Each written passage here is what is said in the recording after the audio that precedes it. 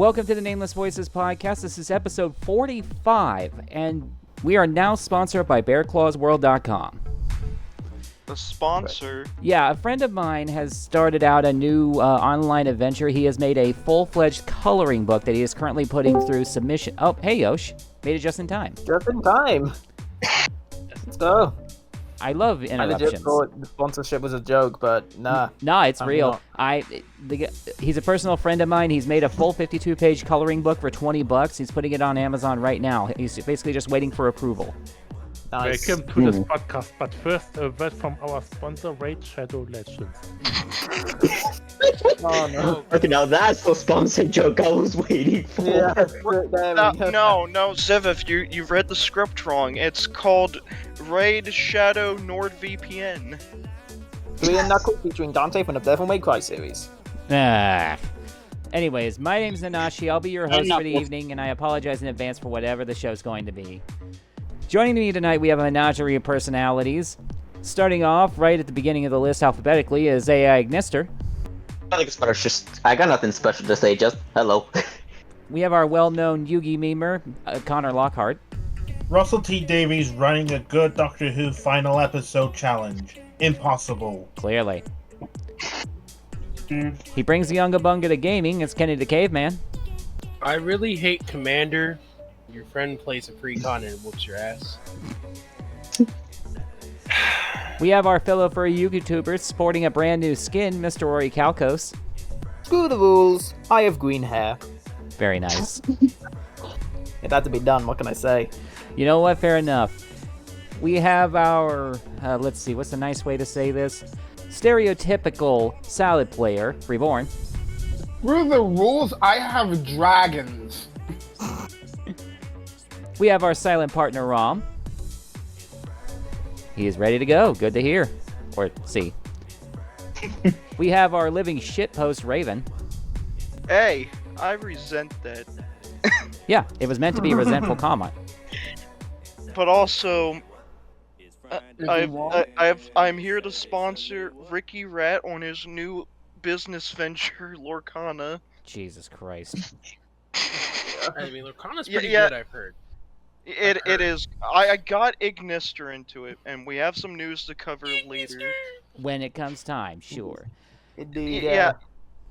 But aside from that, hello. He's every card game player's worst nightmare by name. It's Tim Brick. Looks like Brick Eyes can make a board now. Yup. Let's As if fucking they go, couldn't Bobber. before. They barely can. The end board was just Dragon Link shenanigans and like maybe a beat stick, and that's it. Yeah. Did you expect something better? Yes. Then it sounds like your problem. An actual Blue Eyes board that isn't just typical Dragon Link shit. Sucks to be you, I guess. Damn. He is our almost late Mlem lizard. It's Yosh. For the record, I was not late. I was just eating, as most Yoshis do with their free time.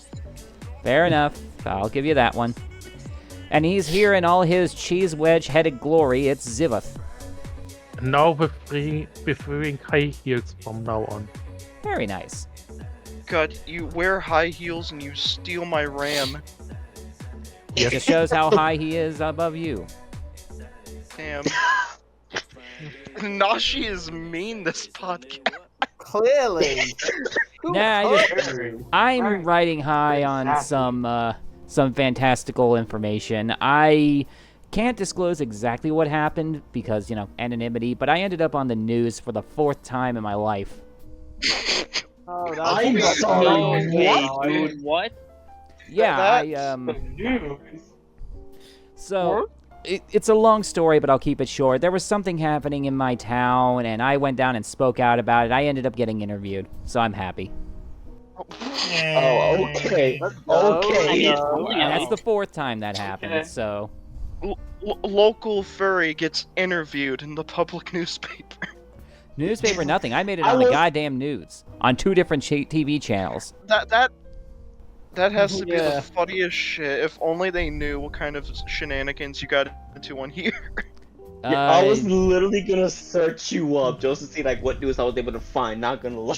You're not gonna find anything, man. I have done everything I can to keep my identity a secret. The only thing that you know about me is that Where's I the go by mask when they Reggie. talk to him? Oh, okay. And that's all you're But- getting.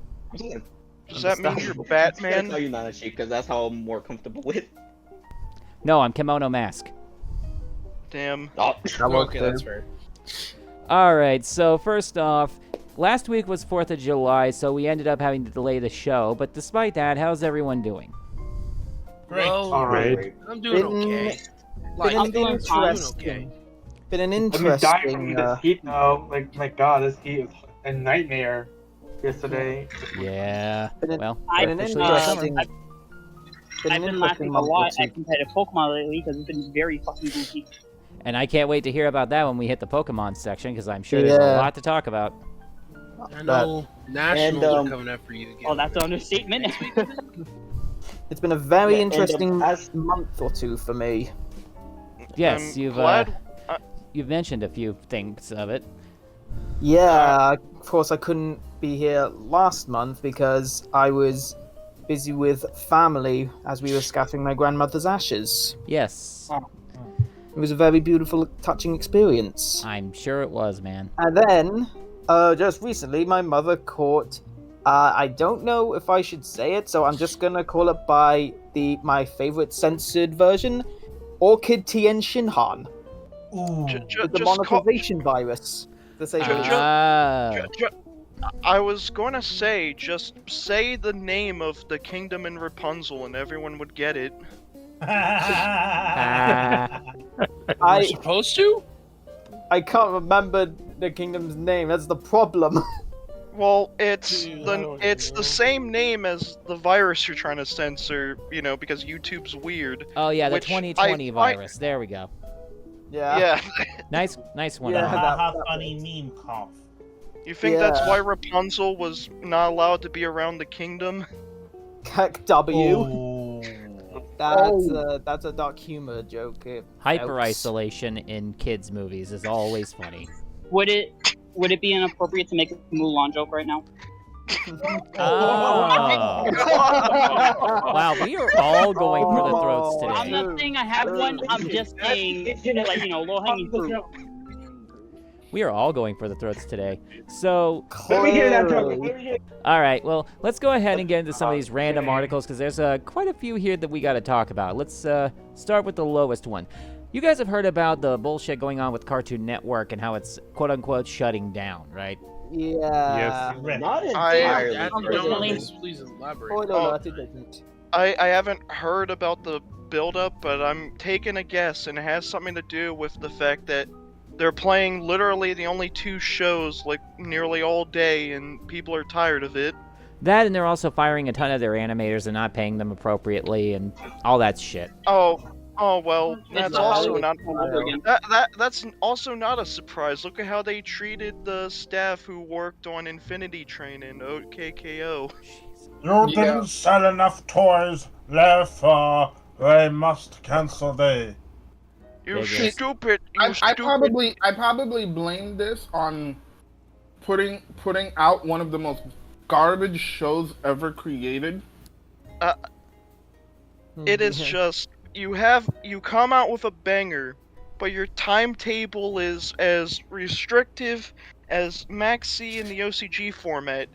You're like, okay, we gotta make room for Teen Titans Go regardless of what people say negatively about it. What should we get rid of? Get rid Yes. of Infinity Train. Who's gonna miss that shit? I wanted to see the last seasons of that too.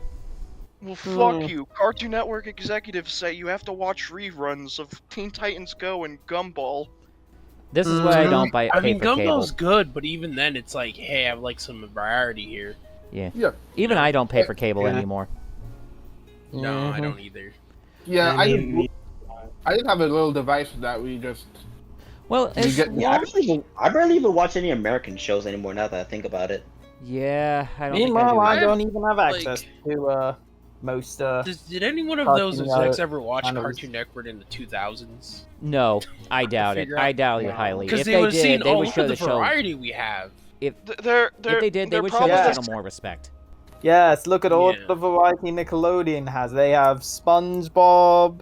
They have SpongeBob. Don't They forget have- SpongeBob. Nickelodeon But also used to SpongeBob have. is a classic. And even then, Yeah, by but kids, they're watching the first 3 seasons. That's it. You're Yeah. not getting I anything want else. to point out as we speak, if you go over to like Nickelodeon or even the sub channel Nicktoons, it's nothing but fucking SpongeBob. And for Nickelodeon, it's SpongeBob with Paw Patrol, and that's it. All right. Well, since Ron brought up the article before I had a chance to say something else, I'll go ahead and go over this one.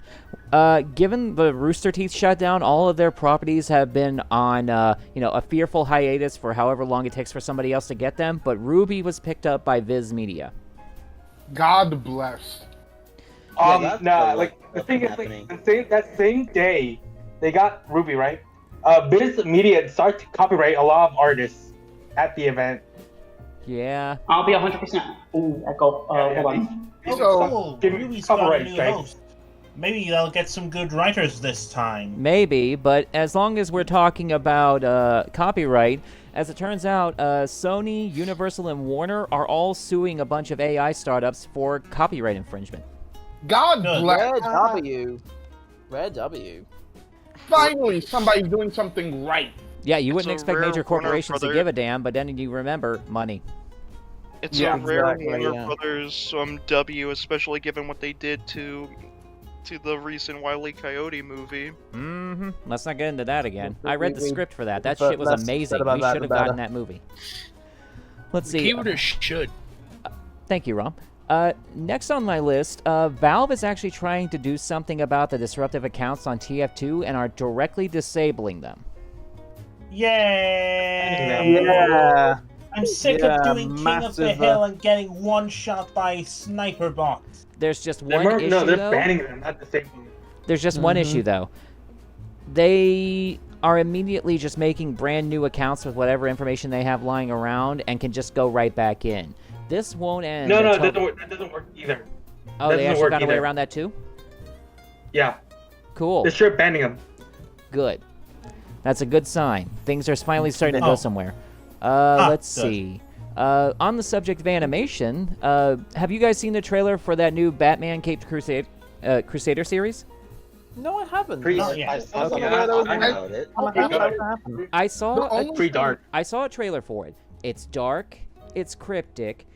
The voice acting is phenomenal. The guy they picked for Batman looks almost identical and sounds almost identical to old-fashioned Batman from the 90s. You know, the grave one, right before Justice League got a hold of him Yep. and brightened him ever so slightly. You mean Kevin? Yep, Kevin Conroy. that's the one. Like, He I know it's not sounds him. I mean, very to me, it similar. sounds like Kevin. He does sound Oh, very wow. similar. I heard him. He does, yeah. Like, they did a good Well- job with this casting role. I am actually looking forward to something being made off of Amazon Prime. That's Well, let's just hope this Besides, Batman has voice. been Hotel / Hell of a Boss. Well, let's hope that this Yeah, voice that's actor a- VA that's a different doesn't find his Batman on a fucking park bench with Harley Quinn in front of him, aiming a gun at him. well, I guess only time will tell. Oh my god, please No, don't tell me. it's I don't actually want to remember. No, I actually Suicide found Squad. out a funny trivia thing. Hmm? Literally the dude that they had for Kamen Rider Shinobi, Mhm. they literally found him on a bench. That's hilarious. Yeah, That's hilarious. that's one of my Well, favorites. 'Cause well, the way he- the well, dude who does well- it is just some random dude they found. Well, he got founded on a bench on good conditions, it seems. This Batman was just in a really bad game. Well, as long as it's not, the bench from Blade, I don't think anyone's going to complain. Wait, I'll be what's the 100% bench from honest. Blade? If they put this voice actor for Batman in multiverses, I will not complain at all. Me neither. Because it's like Nanashi I'll said, it's blame you. perfect. Especially if it's on the animated series skin. Mm-hmm. Let's see. Next on my list, I doubt anybody here even knows who this is, but the animation that was made back on Newgrounds like 20 years ago, Salad Fingers, celebrated its 20th anniversary. I've Oh, heard yeah. of that. No way, seriously. Mhm. That's He I didn't made know an it was animation coming. Oh, about that's 2 crazy. weeks ago to celebrate it. It's the only reason I even knew. Surprise! Surprising. Don't feel old now. That's the one. Speaking of stuff that's old, same thing with Sonic Paradox. Yep.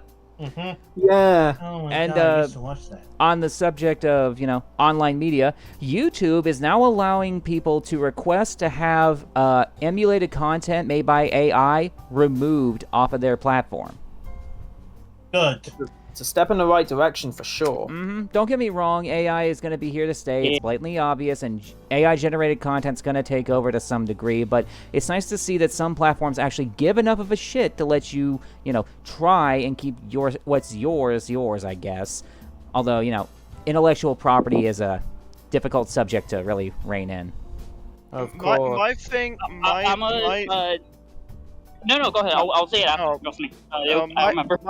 My stance in regards to AI is basically, you can use the tool as a degree to get some sort of inspiration on what you're looking for, but go beyond those boundaries and ultimately replace something is just where you need to stop. Yeah. Actually, I actually agree with you. Artificial intelligence, and especially stuff like generative artificial intelligence, is used as a sort of tool to be used well or badly. It's just that a fair amount of people in support of AI tend to use it badly. It's like if you're in some sort of a D&D campaign and maybe you suck shit at drawing an idea of your character. You just pull out an AI generative text and give the DM and other players a general idea of what they're supposed to be greeting or talking to, perchance. Something like that, yeah. Oh, and related topic, just because some localizers suck at doing localizing doesn't mean that all of them need to be replaced with AI. Agreed. Yeah. Couldn't agree I more. don't know. I'm a different Amen. I don't know about that. I think because localizers do not do well most of the time. They put a lot of unnecessary stuff and take out a lot of normal that should be there with their own stuff. I don't like that. There's also a small issue when it comes to AI. It's starting to kill itself. We're in a situation now where AI art is using AI art as reference material, so we're dealing with an Ouroboros downward spiral. Eventually, it's just going to be... That is hilarious. Yes. The problem might actually end up taking care of itself. So if we are lucky, AI is killing themselves. If we get lucky enough, it might happen at the rate it's going. People be like, hey... These kinds of people be like, AI is totally going to take over human artists. The AI art generator gives a character 6 fingers and puts nipples on their knees. Yeah. You see, I wouldn't put it past that to actually be real though, because people are freaky. Oh Also, no! I'm not joking. There is an image. There's an actual image of people having no, nipples. I believe it. Yeah, I believe it. I can post it spoilered because it's one of those I'm probably not gonna put in the text channel, but probably spoilered in a different one. Yeah, if it's adultish enough, just drop it in the NSFW area. We'll look at it later. So before we go into the various card game stuff, and I know we got a lot to go over, I want to give Ziv a chance to talk about wrestling and such for a couple of minutes. Let us just talk about Money in the Bank, what happened last weekend, which I now can cover thanks to that we moved the podcast behind. That was something good in the end. Yeah, for the men's ladder match, Drew McIntyre won the contract but lost it 1 hour later because he cashed in against Damian Priest, which made it a triple threat match. And what could possibly happen? Yes, CM Punk showed up and ruined the chance for McIntyre. Oh. And McIntyre had to eat the South of Heaven and got pinned by Damian Priest. For the women's ladder match, Tiffany Stratton won the contract, which she deserved. And for the Intercontinental Championship match, Sami Zayn retained his championship, which I honestly don't agree with, since since Braun Steiner was shown as such a wreckage train and so strong, and then he loses against Sami Zayn, who is at least 2 weight classes under him, which doesn't make sense at all. Like, it didn't make already sense that he won against Gunther at WrestleMania, but whatever.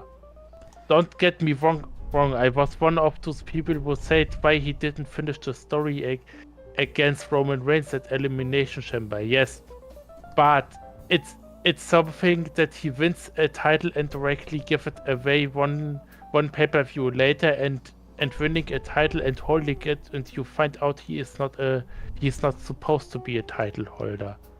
But kudos to Braun Steiner, who saved Sami Zayn's life during the match when he caught a moonsault that could have gone wrong. Good on him. Yeah, I will say this about Braun Breaker. He does seem to be doing his father and uncle proud. Well, that's good at least. Oh, Yeah, he def do. And that is that posted. Yeah, and then for the main event, we had the new Bloodline versus Cody Rhodes, Randy Orton and Kevin Owens, which they lost. And my god, I must say, Jakob Fatu is nice to see in the ring. What he can do, like, he's not the typical someone who just do 3 moves. He's so versatile, and he does high flying moves too with his spade, which you couldn't believe if you didn't see it. I watched some of his matches, and I can confirm. Very nice. But what I and many wrestling fans feared is that once Jacob Fatu shows up, that he steals the spotlights of Solo and the rest of the Bloodline.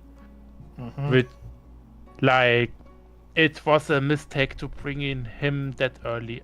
On the other side, I can understand the hype around him, and if you waited too long, then the hype might gone cold. But maybe if Jacob Fatu gets too hot within the Bloodline, let him betray Solo and draft him over to Raw, where he can have great matches with all the powerhouses there. Mm-hmm. I'm just watching some of the stuff that's been dropped in. This, I can see why you get into this stuff, man. I'm not even gonna lie. Yeah, the fights and stories are so amazing. Science Hunter took over the company, and Vince is ultimately gone. You can become a fan easily. I'm sure. I've just got so much on my plate right now with stuff I'm trying to keep up with, especially in the card game area. I just don't have the focus. I'm writing a ton of my own stuff. I got my videos to make. I'm in the process of designing my own little, well, not an actual game. You're familiar with the Fate RPG system, where it's like a step down from the difficulty of Dungeons and Dragons and Pathfinder. I'm making my own variant and trying to get that. Oh, you're making your own tabletop thing. Sort of, yeah. Oh, dude, one of my friends is making his own card games. I've been helping him with that. So it's like, I understand that. Yeah. Oh, I also found out there's a card game tabletop thing. Yeah, there is. I didn't mean to distract, by the way. I am sorry. Go right ahead, Zivith. Please take back over. Yeah, Nanashi, even if you have time, watch the highlights. Also, I bet what story would you directly catch into wrestling is at the moment the Wyatt 6 story with Bo Dallas. You know what? I'm going to write that down. I'm going to give it a look. I'll watch it like after the podcast when I'm at work tonight or something. Yeah, I would likely talk more about wrestling since AEW also had a big pay-per-view again and some returns and some shockers. But I sadly don't have the time. I will save it for the next podcast, I promise. That's perfectly fine. All right, and on that note, let's start with a brand new subject, Lorcana's TCG, which Raven has been raving about for some time. So, these past few weeks, I've been getting more and more in touch with the game, per se. It's really fun, and Nanashi has helped make the official channel. Even pinned a post detailing the comprehensive guide, per se. So, news-wise for Lorcana, we have new products, new cards, and even tournament reports to look at. You know, keep things concise and not too overwhelming. So, in August, at least that's what the date given at the moment is, and may be subject to change, but we have a brand new booster box called Shimmering Skies, which every new booster set, they come out with a sort of short animation to hype it up and hint at possible new cards or franchises that may be imported into the game, which is pretty neat. But Shimmering Skies is the 5th set so far. I wish they'd just slow down with their free month before new set thing, but what are you gonna do? But basically, lore-wise, after the events of Ursula's return, after defeating her and bringing an end to her corrupting darkness, and eventually putting in it, and possibly from putting an end to the Illumineer's journey, all of the characters have a fun celebration. And this set introduces a very fun franchise, or at least the first movie was. Riddle me this: who wrecks it harder than Wreck-It Ralph? Very Let's nice. go. That's pretty cool. Nobody. But guess what? That's clean. I'm sorry, my mic wasn't working. My mute, I mean. But anyway, from what we saw, Turbo is gonna be turned into a card. Yes, funny. He went from racing, and now he's in a TCG game. Amazing. Totally Finally, going he's Turbo. found Turbo his finally place. get more relevance. Yeah, I was gonna say, he's found his place without having to resort to murder. Speaking of the person he was trying to murder, we have gotten Ralph revealed, and we also have Vanellope. Not surprising. And we also got a few of the other like background racers as cards. And the other like noteworthy series that are getting more stuff include Frozen, The Lion King with a new Scar-based card, Robin Hood with a new Prince John card, which I will post here in the chat. This is the art for I'm gonna need to like spoil it because I don't have time to fucking blur out everything. Don't worry about it, via man. Spoiler, you can at the very least just still see it. I think we've gotten to a point now where I don't think Twitch is going to cancel us for showing an image of Mickey Mouse. I did a little bit of research. I think we're okay. Yeah, we're protected by Daddy Bezos. We're gonna be fine. Oh, God. I wish you hadn't said that. Well, too bad. I've said it, and now you have to deal with it. That is what we like to call a show title. Yes. He's a good daddy. He's been a good daddy to Shut me. up! God damn. All right. Let's keep it rolling. So, Sherwood Forest is a card now. That's cool. Oh yes. Hold up, say what now? Basically, I wanted to like slowly get into that because I was trying to like find the image in question. But location cards are basically, they were a new card type introduced into the Inklands, the 3rd set, and they're cards that basically have a defense stat and a movement cost. And characters can move there and gain certain benefits. Sherwood Forest is fucking amazing for Robin Hood themed decks. They're like field spells if they had the stats of characters, basically. You play this on board horizontally, and then other characters can ram into it if they feel like, yeah, maybe you're getting too much advantage here. So they're like they're battle-oriented field spells. In a sense, this is just one example, but basically Robin Hood characters may move here for free, so ignore the movement cost of 2 at the side. And characters gain ward, basically meaning that they can't be targeted by card effects. Oh, that's so wonderful. So you have to directly fight them, and you can tap them and pay 1 ink to deal 2 damage. Now, the thing about the Robin Hood strat, they love taking away damage at characters, and they also punish your opponent for having more items than you because chick stars. well, makes more sense. items are Yeah. more lore because the green version of Prince John, if I can find the blue one that was revealed, basically says whenever he quests for lore, if your opponent has more lore than you, they lose 2 lore. And that's bad because lore is your main way of winning the game. So Ah, it is. Yeah. John. And this First is not he's a a shit king of England, and now he's a bastard in the TCG. oh, Yeah. ironically enough, he's not even the biggest bastard. See, this bastard had to get an errata.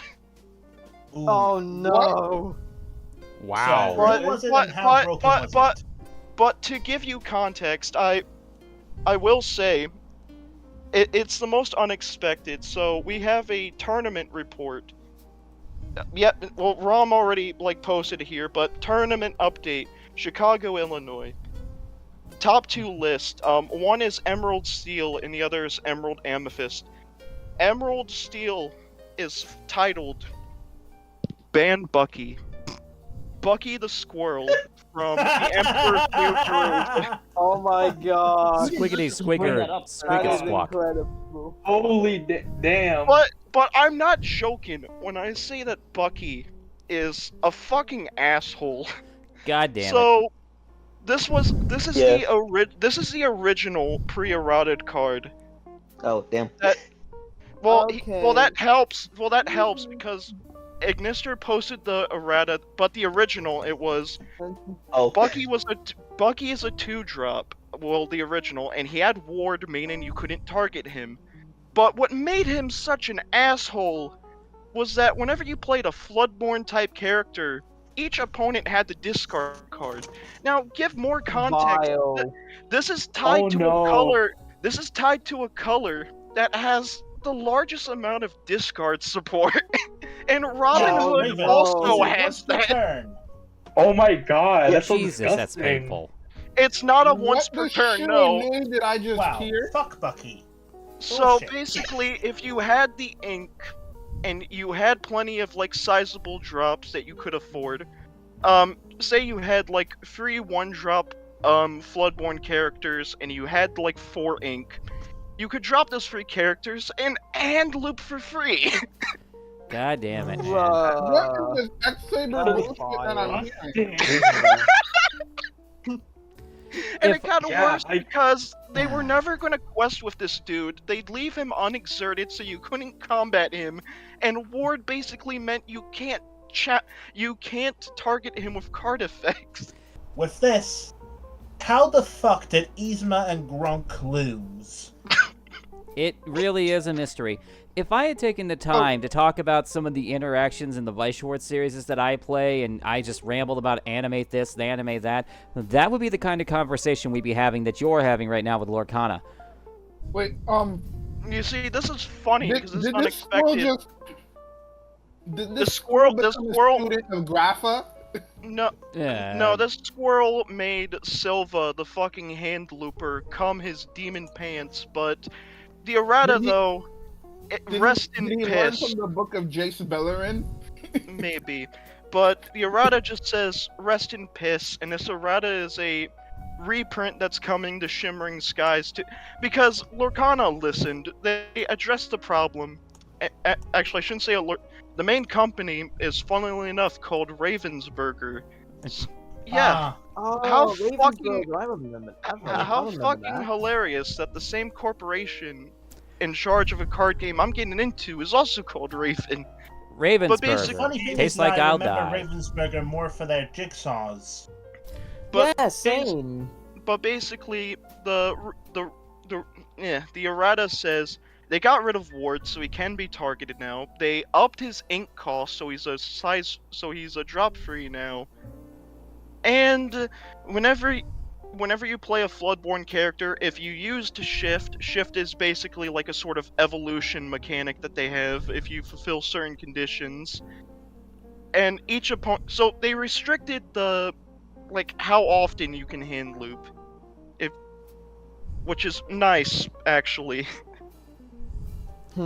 Yeah, but They made Take him more notes, expensive, Konami. and they They made him more expensive, and they made the discard like a sort of, oh, you have to fucking earn it.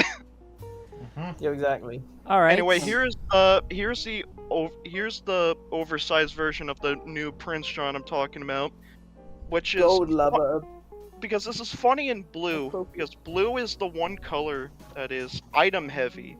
So you tap, you exert him, and you get to play an item with a cost 5 or less for free. Cool. Makes Green sense. Legend to use next turn. Let's go.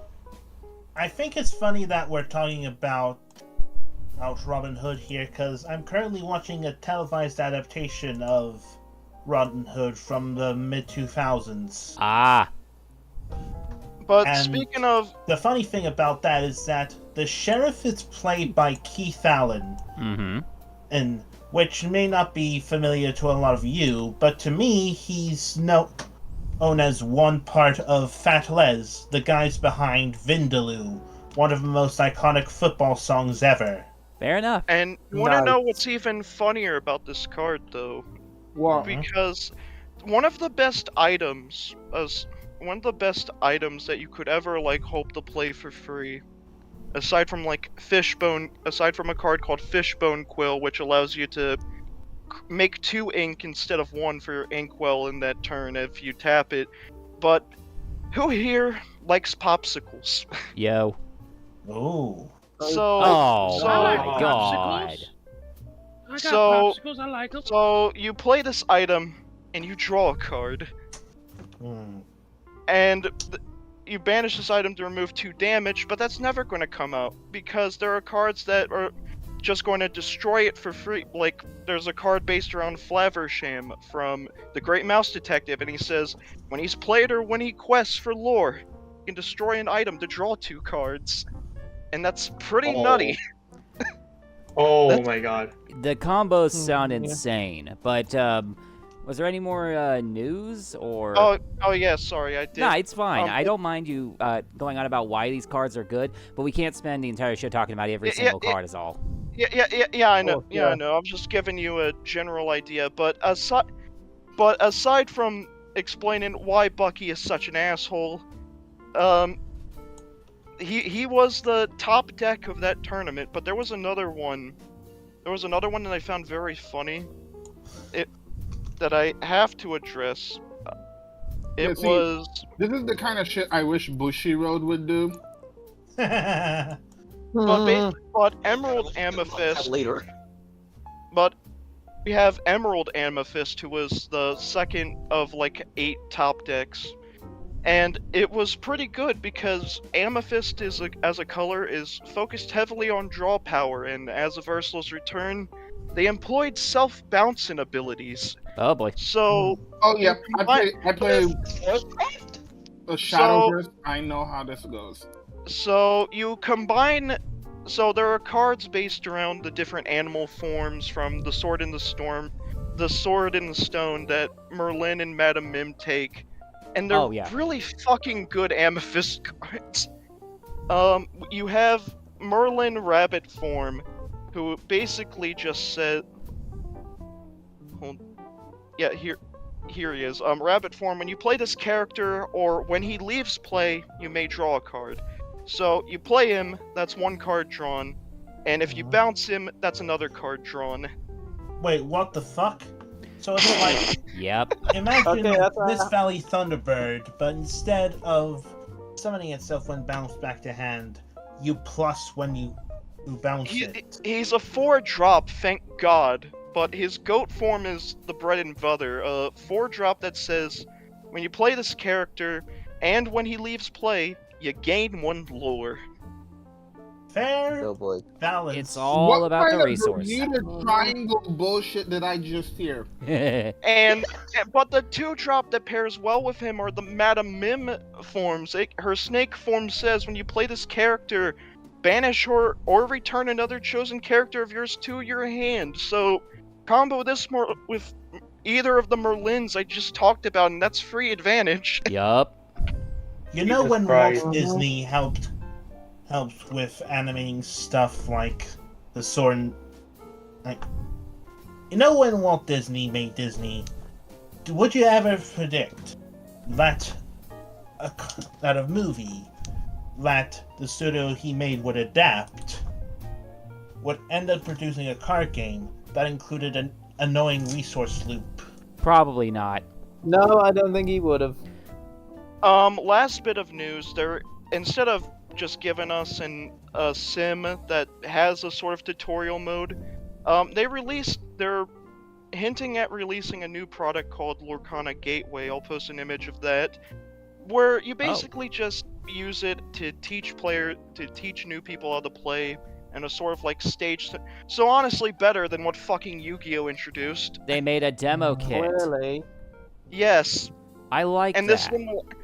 This one will actually work because Lorcana is not fucking nonsensical. I mean, it's nonsensical, don't get me wrong, but it's not convoluted.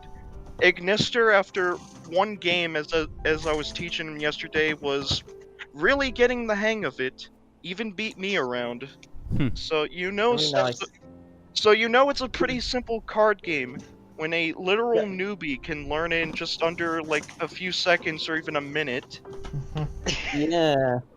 And you don't have to follow a script for a starter set. Yeah, that was awkward. Ironically, I do need to buy that starter set. I need a copy of Zeus. But yeah, aside from to be fair, I did understood a few mechanics as it took from other card games such as Shadow versus Combat system. Makes sense. Yeah. But yeah, aside from all that, well, all of the booster sets have 2 starter decks that come with them, and aside from the deck, also feature packs for the new set as well to power up your deck perhaps, but we haven't gotten news on what those will have or content-wise or what those will look like, so honestly, this is as much as I can give to you all, as well as the funny trivia of Bucky the Dark World fucker over here. Noted. Bucky literally just probably asked Grapha Senpai, Grapha Senpai? The funniest God thing, damn it. you go over to the Lorcana groups on Facebook right now. There are some people who are sad about Bucky being gone, and well, of course. there was an image where they put Bucky next to Harambe, and people are like, "Don't tell me you're about to start a nuts out for Bucky here." God damn. No. All right, that's a show title. From what you told me, Bucky needs to be in a grave right next. Bucky needs to be in a grave right next to So, but here's the neat thing about the errata thing. It showcases that we're not going to have set rotation, and even though we're not going to have a set banned or limited list, we will have erratas for very broken cards. So that's nice to look forward to. Yeah, at least there's that, I guess. As long as they do it within reason and don't make a DMOC situation. Who knows? But yeah, sorry, go ahead. I was just gonna wrap up saying that is the segment done. If no one else has any more questions. Wait, hold on. Before we move on, I will say that after me learning Lorcana, this is now the 7th TCG that I have played in my life. Nice. You slut. Damn. You card game slut. You just want all the decks you can get your hands on. Oh wait, that actually Nanashi, worse. One more small thing though. As I was teaching it, because he came up to me in DMs and was like, so I want to learn the game. What's a good beginner deck that I can have constructed and test out on on the GitHub thing or whatever. On Untap is what I meant. And I'm like, well, let me educate you on a deck I learned about called Chernobog's Puppies. Okay. Oh dear. Yeah, what? That's a deck, apparently. So it's like a $50 deck basically, and it's very character heavy. What you do, you use the Dalmatians, some Stitches, some other Pluto is like the fucking godsend of that deck. And Chernabog is pretty good. He's a 10-drop that basically says for every character in your discard, you reduce the cost of him by 1.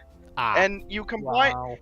And when he's played, he's Exodius. So imagine Exodius, the ultimate Forbidden Lord, if he could be normal summoned and had his level reduced for every monster, and just shuffled everything afterwards. But That is kind of busted considering XCs, but yeah. But it's Well, anything funnier. levels. It's funnier because you have cards that basically reduce the cost of your next character. Pluto. One of the Pluto cards is basically like he's a 1-drop that says you can tap him to reduce the cost of any of your next characters, and you're playing primarily size 1 and 2 characters to spam the board and get as much lore as possible. So all of those 1-drops you have, they become free. Gotcha. Oh man. And Ignister had a good time, but that's it. All right, well, we'll go ahead and move into the next topic then, which is the Digimon stuff. What do you got for us, Ori? Okay, well, honestly, I don't think we have much to talk about. Is that right? Not really. We haven't gotten much. We did get a few reprints, and the latest, as well as like the latest part of Chapter 2 of Digimon Liberators, I think. Oh yeah, I think we're at Chapter 4 now. Well, either way, new more Liberators content that got released like last week. Yeah, Or this week. yeah. Speaking of which, not really of Liberators, but yeah, we're quite way into the webcomic now. Like, actually, like I said, Chapter 4 now, so quite a ways in. When it comes to the product, the most recent set we've had was EX6 Infernal Ascension, which of course we had the main selling point at this point is of course the 7 Great Demon Lords deck, which is now proving it's already to be a top tier contender. For the future product, nothing this month, but the next set will be in August. In fact, reveals have already started for the for Booster Set 17 Secret Crisis, which is of course the movie pack. I'm sorry, I didn't realize I was unmuted. I'll tell y'all when my segment comes up. Sure. Okay, fair enough. But we do have some interesting news for English release, and that is going to be a joint special booster for both BT18 and BT19, which apparently is set to release sometime in November.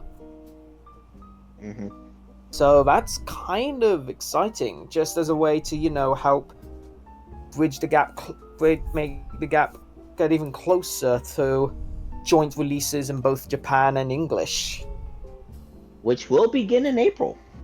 Yep, exactly. And speaking of Japan releases, we've just had the release of, over in Japan, the release of Booster Set 18, that being the elemental successor, which finally has the reveal of Lucimon Satan mode as one of the 2 secret rares. And of course, actually, there's in fact, most of the fours in general are just mostly frontier based. We've got a 3-colored 3-colored Burning Greymon and a 3-colored that's the wrong Greymon. Yeah, Magna Garurumon. 3-colored Magna Garurumon. You said the wrong Greymon. It's Emperor, not Burning. Emperor Greymon. Close, yeah. Yeah. I know who I meant, but yeah. It's the non-movie one. Ancient Greymon's the movie one. I'm still gonna need a list for the one day I actually decide to build Marcus. Oh, you're in luck then, because that deck's getting support in Booster Set 17. not good support, but support. Yeah. At least it's a way to, at least give us more Geogramon, provided that you don't mind playing 9 copies of it. Yeah. Like for searchers or Just in general, just more Geogramon, because the BT13 one is infamously limited because of how it was abused in decks like Yellow Vaccine. Yeah, girl. I still want to do Marcus catch hands for game. Of course you do. I will send still be a thing. It can still be a thing. I will send you my list after the cast, Phoenix. All right. And there is one more announcement. That's the next booster set 19. The name has been dropped as Cross Evolution. So that's going to be a Cross Wars themed set. And it sounds like we're also due for Zed Millenniummon. As spoiler alert, Millenniummon is finally getting its own dedicated deck in Elemental Successor. So this will be a nice way to, help give it more of an actual deck, give it more playstyle, its own playstyle, Oh yeah, I do want to build that deck actually. Yeah, I think the best thing to do is to wait until the BT19 reveals. Although the only thing I'm interested in from BT18 is the Galactic Mon support. I actually forgot what majority of BT18 is actually. It's mostly Digimon Frontiers stuff, mainly hybrids, even whole ancient, all the 10 emperors rather. Got Shadow Seraphimon as an ace, as well as Lord Nightmon and Dynasmon in ace evolutions, as well as a handful of Liberators themed support, primarily with Tiger Vespimon and of course the aforementioned Galacticmon. Oh yeah, I am also excited for Lucemon. Yeah, I don't blame you. That deck looks to be dummy fun, especially with especially with Satan mode. Yeah, as I said like before the podcast, I am making the deck, and I will send the list to Alice. Sounds good to me. Awesome. I think that's it when it comes to Digimon themed news. All right. Yeah, not much. Yeah, sorry for that little sorry for the little banter near the end. By the way. No, it's understandable. Sorry for the, I just said sorry for the literal banter near the end. It's perfectly fine. It's fine. We all get like that with our sections. Yeah. But I can't wait till the end because I'll forget it. I just remember my memory's bad, so I'm just gonna post it in the chat, and you'll see what I mean. You'll see the reason why I was laughing so damn hard. Sure, but just so you know, your segment's next. It's time for Pokemon. Go ahead. Just so I know what. Okay, well, perfect timing because now I could just send it. So I got the Marvin skin where it's from Space Jam '96, like the original one where he's the ref, and when he crouches, Yep. Darn it! I can't trick you. God damn. Trick you. I curse you with permanent diarrhea. Hang on, I'm about to make it better. You beat me to it, you fuckhead. That harmony's going on the thumbnail. I am sorry. Oh God! It might have to. Oh my God! It might have to. Diarrhea. I hear the damn vine booms. Oh my lord! Wait, hold up. I thought of something funnier. All right. Mom, I want Mega Man Enemy. No, son, we have Mega Man Enemy at home. Mega Man Enemy at home. Oh my God! It's just a people with buck teeth. Okay. All right. Now we got that laugh out. Since we're talking about Pokemon, first off, we had a international recently, like a month ago about, and most of the top picks came out. You know, Chien-Pao, Tornadus, Thunderous, Genies in general, Dragon Knight, Calyrex Shadow Rider, Calyrex Ice Rider, yada yada yada. But for some reason, in the top 8, we had Wo-Chien, which is the Paradox Pokemon that's a snail, that is considered like the worst of the 4, and Overquill, which is considered ass, like unapologetically just bad.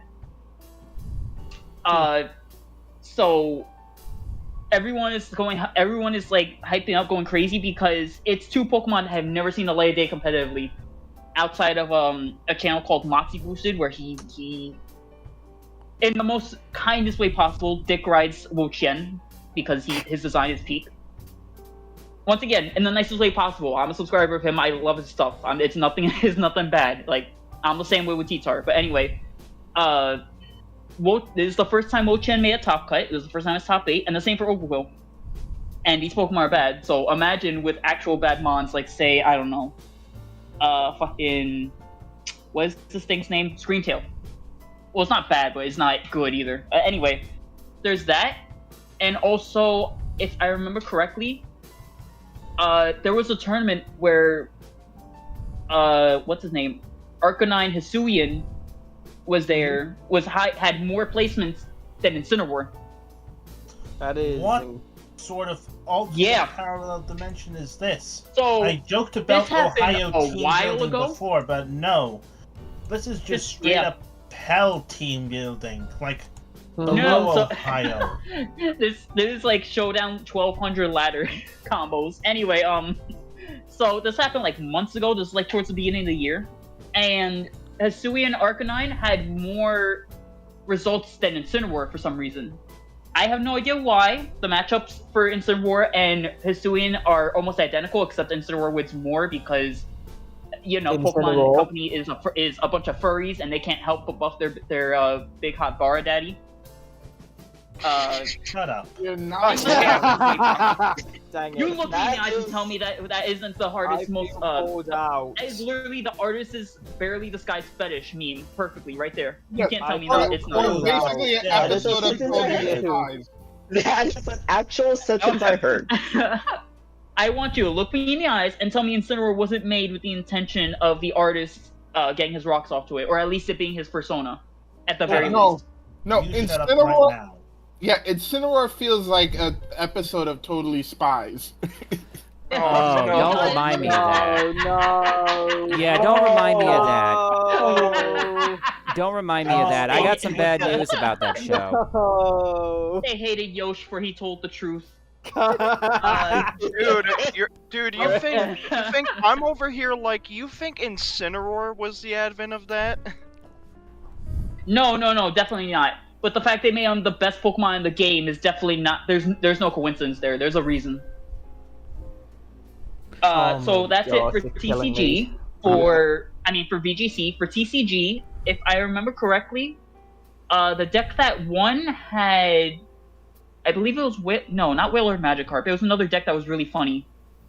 The point of the deck basically was your opponent can't do anything if they have an EX Pokemon. The meta is built around EX, GX, like big Pokemon, like Gigantamax Pokemon or Terra Pokemon or whatever the big gimmick is for the generation. Those are usually the EX or GX Pokemon.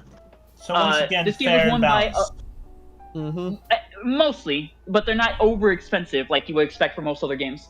The most you'll see for a GX card is like maybe 100 for a deck. Like if you're using it competitively, if you're going for collections, obviously it goes higher. But for competitive, most decks cost like $200 at most.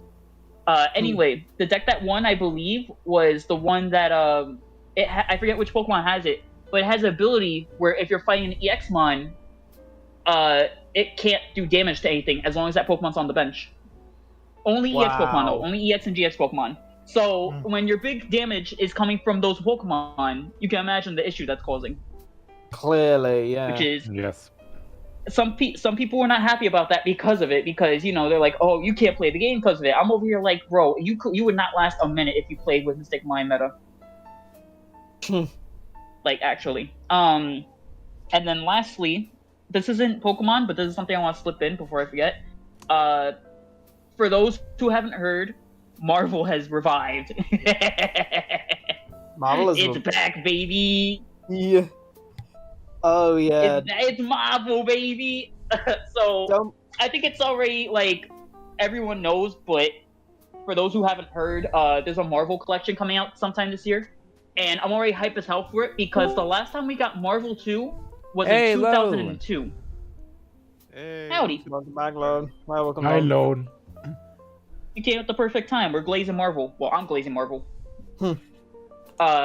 So, yeah, it's been 22 years since that game's been out, and we're finally getting re-released. And not only that, this is the first time that X-Men vs. Street Fighter has ever been re-released at all.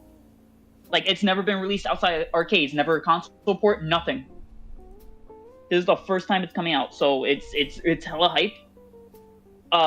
As well as Punisher being made put on it, which is very funny because it's not a beat 'em up, but it is the first game Capcom worked on with Marvel characters. That's about it. Nanashi, is it okay if I talk about the you know who situation that we've been talking about with his, let's just say 1-2-1 stuff? I don't like it. Do you think it?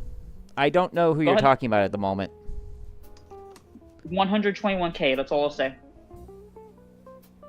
Doesn't ring a bell. Oh, I get it.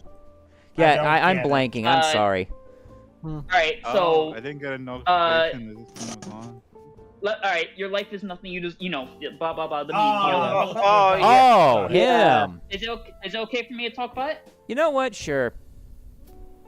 Okay, because I feel like this needs to... We might as well burn this bridge as we're crossing it. So, So, no, you wish it was that. So, it's someone, one night when Emo342 was restreaming Dale's stream on Rumble, someone went in his chat, donated, and showed that they got access to his, they got public access, specifically, I want to say that for the record, because it's not anything private, you can hunt this down if you have any kind of info. But, yeah, but anyway, they leaked the fact that he is 121K in debt. Oh. They leaked the fact that he is that he has a 10-year-old daughter that he abandoned, basically. Like the parents him and the woman aren't together, and also she has full custody. He has to pay child support, almost $1,000 a month. And also, he has a restraining order on him for beating the mother of that child, because it's a domestic violence charge for the restraining order. Oh. Jeez. And yeah, so keep all in mind. That's apparently what ticked people off, but not the fact that he's a pedophile or groomer. Yeah, exactly. Yeah. Which I'm a little bothered by, honestly, but also I think it's very funny because he's willing to fight that, but not the fact that he's 121K in debt.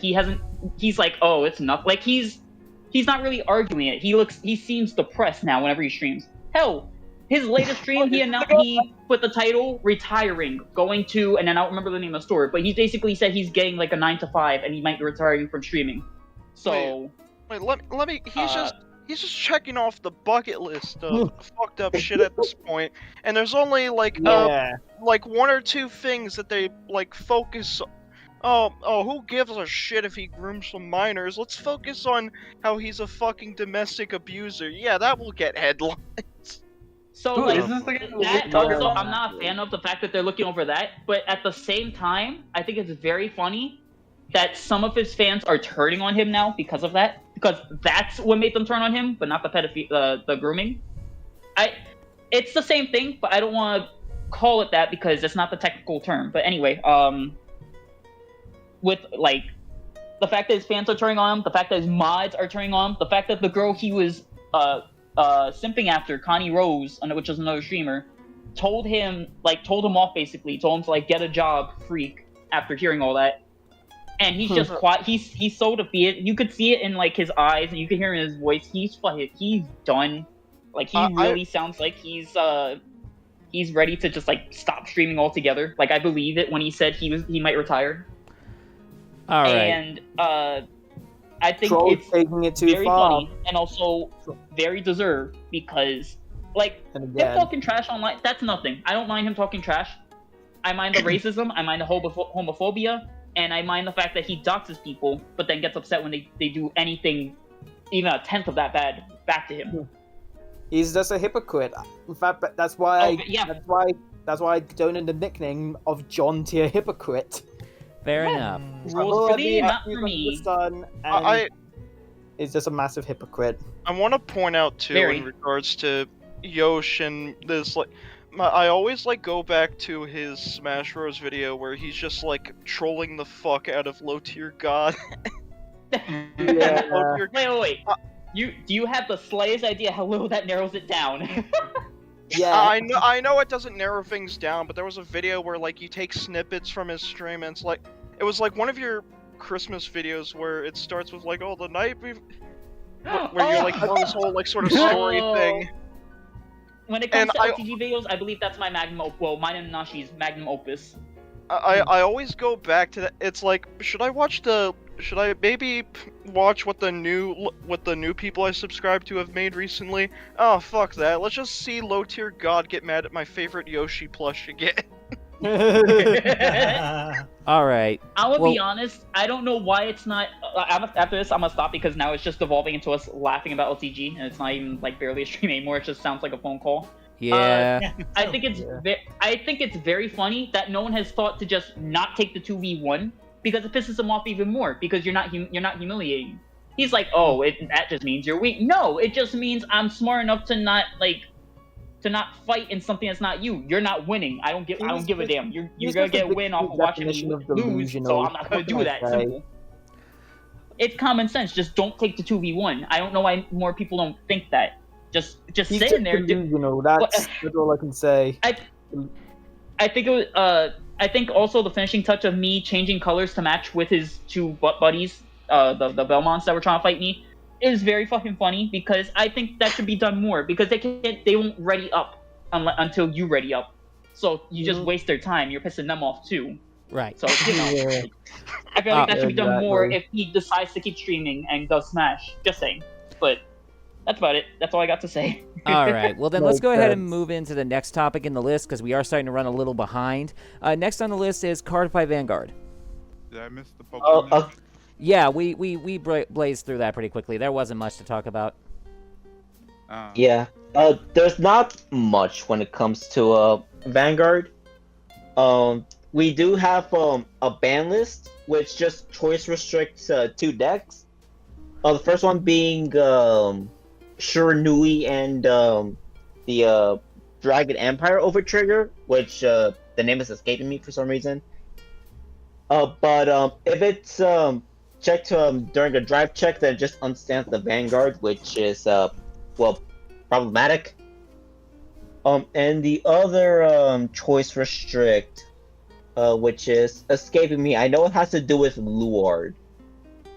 Sir Gaon. I don't know how to pronounce that. It's a grade 1 Critter Sanctuary in the form of a dog. Oh, the doggo. The doggo. The doggo can't be used in. What the doggo? Luard. Yeah, you can't use Luard in the same deck where the dog exists, and vice versa. And also, you can't use the Dragon Empire Overtrigger in Yeah, I already brought that up. Thank you. In Shiranui. Which I kind of feel that feels like a slap on the not even a slap, just a flick on the forehead. Anyways, though, 2 choice restrictions have been lifted in the form of Tranquil Affection, Elivira, and What Color Is Your Wish, Nache Blanc. They cannot be used in the same deck, and same with Brainstorm Swirler and Steam Scars Gigi. Yeah, but here's the thing. Nobody uses Swirler in Gear Chronicle. Anyways, and now some right deck modifications. Smoke Gear Dragon, Awakening Messiah, Stealth Dragon Genkai, and Drag Wizard Leofail are now required to be used in their respective decks. Interesting. Yeah, this is basically to prevent people from using the Blaster Dark engine to just ramp up into God knows how much. That makes And sense. if Konami would do that in Yu-Gi-Oh, that the archetypes are restricted to their own. Konami would never do that. Yeah, let's be real. Yeah, let's Yeah. never. Anyways, and now Bushiroad itself are gonna be giving away some promos. It seemed like for shop challenge promos for Shadowverse Evolved. I cannot see what that card is. For Weiss Schwarz, it looks like RWBY. Which one? I don't know. For Vanguard Premium, Can it be right I back? have no idea. I actually have no idea who any of these are. Huh. And then for Standard, it's 9 cards. I look at a picture, and the images are so small, and I can't even zoom in. That is never a good sign. Yeah, and also we're gonna be getting same thing. Also for like a giveaway for like Top Cut, you're gonna be getting some energy generators. Top 8 looks like 1 of 2 playmats, and top 4 looks like some PR overtriggers for Dragon Empire and Soitaya. Yeah. Not bad. I'll be 100% honest. That feels bad, to get cards and like the tournament's like $100 cents or something like that. Yeah, I need. Like I'm not hating. I'm just saying that always feels bad, no matter what card game it is. Yeah. I need to actually get a spare. I need to get a spare energy generator. For period. Yeah, because I need one. I need one for Vermilion, and I need one for Avantgardia. I just need one for if I want to get a standard deck. Okay, and also for those were the ones you get for standard. For premium participation in Top Cut will receive an additional participation pack. Top 8 will get a playmat, and top 4 will get a PR card of Leading Jewel Knight Salome? Yeah. Yeah, the V version of her is flipping scary. Oh, I thought you called me. No. And for regional qualifiers side events, RWBY Premium, they're getting I want to say Neo Nectar draw PG. The images are so small I can barely see the names. Anyways, that's for just simply participating. Top 8, it is the Gear Chronicle draw PG, and whoever wins the overall thing will get looks like a special like alt PR for Blue Sky Knight Alt Mile. Oh, that's a name I haven't heard in ages. Not bad. Mm-hmm. And then for a free fight, for just simply participating, you can get just an energy marker, not generator, but just simply an energy. And for winning it, and it's actually in the shape of the if I remember correctly, it's the faded one marker, like the symbol of the faded ones. Yeah, the faded one. Yeah, and for the champion, it's just a glow up version of that. Well, doesn't literally glow up, but still. And there's also they also did an anime quiz where a lucky draw. It's a special alt art from Faded One of Time, Leo Amort, which is literally just Armolta. Yeah, which is literally just covering her eyes along with a bunch of extra things going on. And aside from that, there's also a few cups where participating gets a crit and champion gets a mat. Dimensional Transcendence Construct Cup, whoever wins gets a choice of 1 of 2 mats.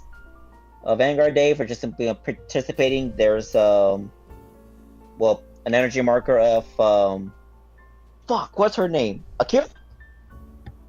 The little sister of Akina, the main character of Divine Z. Hikaru, I think it's Hikaru. Because I think it might be. Yeah, because I know that she's going to use a new Liel. Yeah. And for winning, it's just a playmat of her. And that appears to be it. Aside from reveals, which I'm not going to go over, that's it. All right, well, that was pretty straightforward, all things considered. So, here's where things get a little bit complicated, because next up on the list is Weiss Schwarz stuff, and I got quite a few things to go over, so I'm going to try my hardest to blaze through this. All right. First off, apparently this is ban list season, because Weiss Schwarz got a ban list as well. This obviously now, here's the thing. They're still in the middle of the Bushy Road Spring Fest, which doesn't end until late July, early August, so this list won't even go into effect until August 9th, which, ironically enough, is my wife's birthday. Hint, hint. Oh, wow. Whoa. Yeah, Nice. so... I did also mention, but I did also forget to mention, but the ban list also takes effect in August 9th. Oh, of course it does. Why wouldn't it? Everything happens on Alex's birthday. Speaking of which, Nanashi, your gift will be sent with hers when I send it. I just have to wait. It's been hell trying to get into the post office this month. I appreciate that. Thank you. So first off, they have released school uniform Toka from the Day Day Live ban list. They've decided that this card, whose ability to boost your other cards relatively easily, and I believe that's the Japanese ban list. What I would need is the English one. Thank you, though. So like I was saying, its ability to boost your other cards in the middle of the game, but it itself having relatively low power, wasn't a big issue. The problem was that per copy, it had the ability to check the top card of your deck and either put it back on top or on the bottom and get some really good filtering going. Or was it putting it back on top or putting it into the waiting room? Whichever one it is, it let you filter and choose your choices per copy, not once per turn. Okay, so basically the deck was just Fenrir bullshit. Something like that. This is just one of the cards that did it, and it was put on a choice restriction, but now they decided to release it and leave the rest. Yeah, because that sounds like an awful lot of Fenrir bullshit where you just divinate for free for as very little cost as possible. Essentially. And there it is. Thank you, Rom. Very good work. Now, next up on the list, they hit HoloLive. First, a step toward the future, Gargura has been limited to 2 copies per deck. This card had 3 separate instances of burn damage per copy and was really easy to abuse in most decks that ran it. Makes sense. They also put, and that's not all they did, they also put a choice restriction between Himamori Luna and Relaxing by the Pool Ukami Mio. Now, Luna's ability is that she could very easily control combat within the lane in front of her because you can only attack with your card versus the card right in front of it. But the Okami Mio's ability is that she can search upon play twice and once more when she goes from the stage to the waiting room.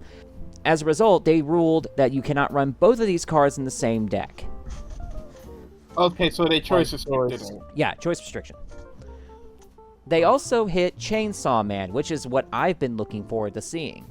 They basically did the same thing that they did with HoloLive, except in Chainsaw Man, they limited to 2 copies, Public Safety Devil Extermination Special Division for Aki Hayakawa, and that is 1 card name, by the way.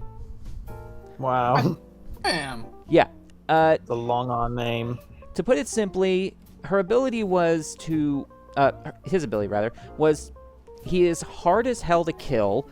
He can heal you when you play him, and his end result ability to mill the bottom 4 cards of the opponent's deck and hit them with burn damage based on certain cards that were among them was too easy to abuse at 4 copies, so they decided to reduce it to 2.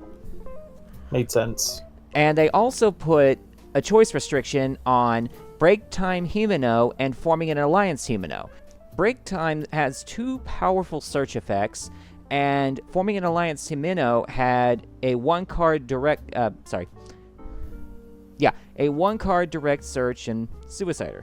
And they decided that those two were just too powerful to be in the same deck at the same time because it made it too easy to get advantage early. Yoshi, are you okay? I'm fine. My cat just meowed at me. I'm sorry. I think the mic might have picked it up, so I'm sorry. Fine. And the last change they made is the one that messes with me. They hit a card in the Avatar: The Last Airbender series. It doesn't even specifically affect one deck that abused it more than the rest. It is just a card that every Avatar: The Last Airbender deck basically used unless they just didn't want to. They banned Sokka offering different perspectives.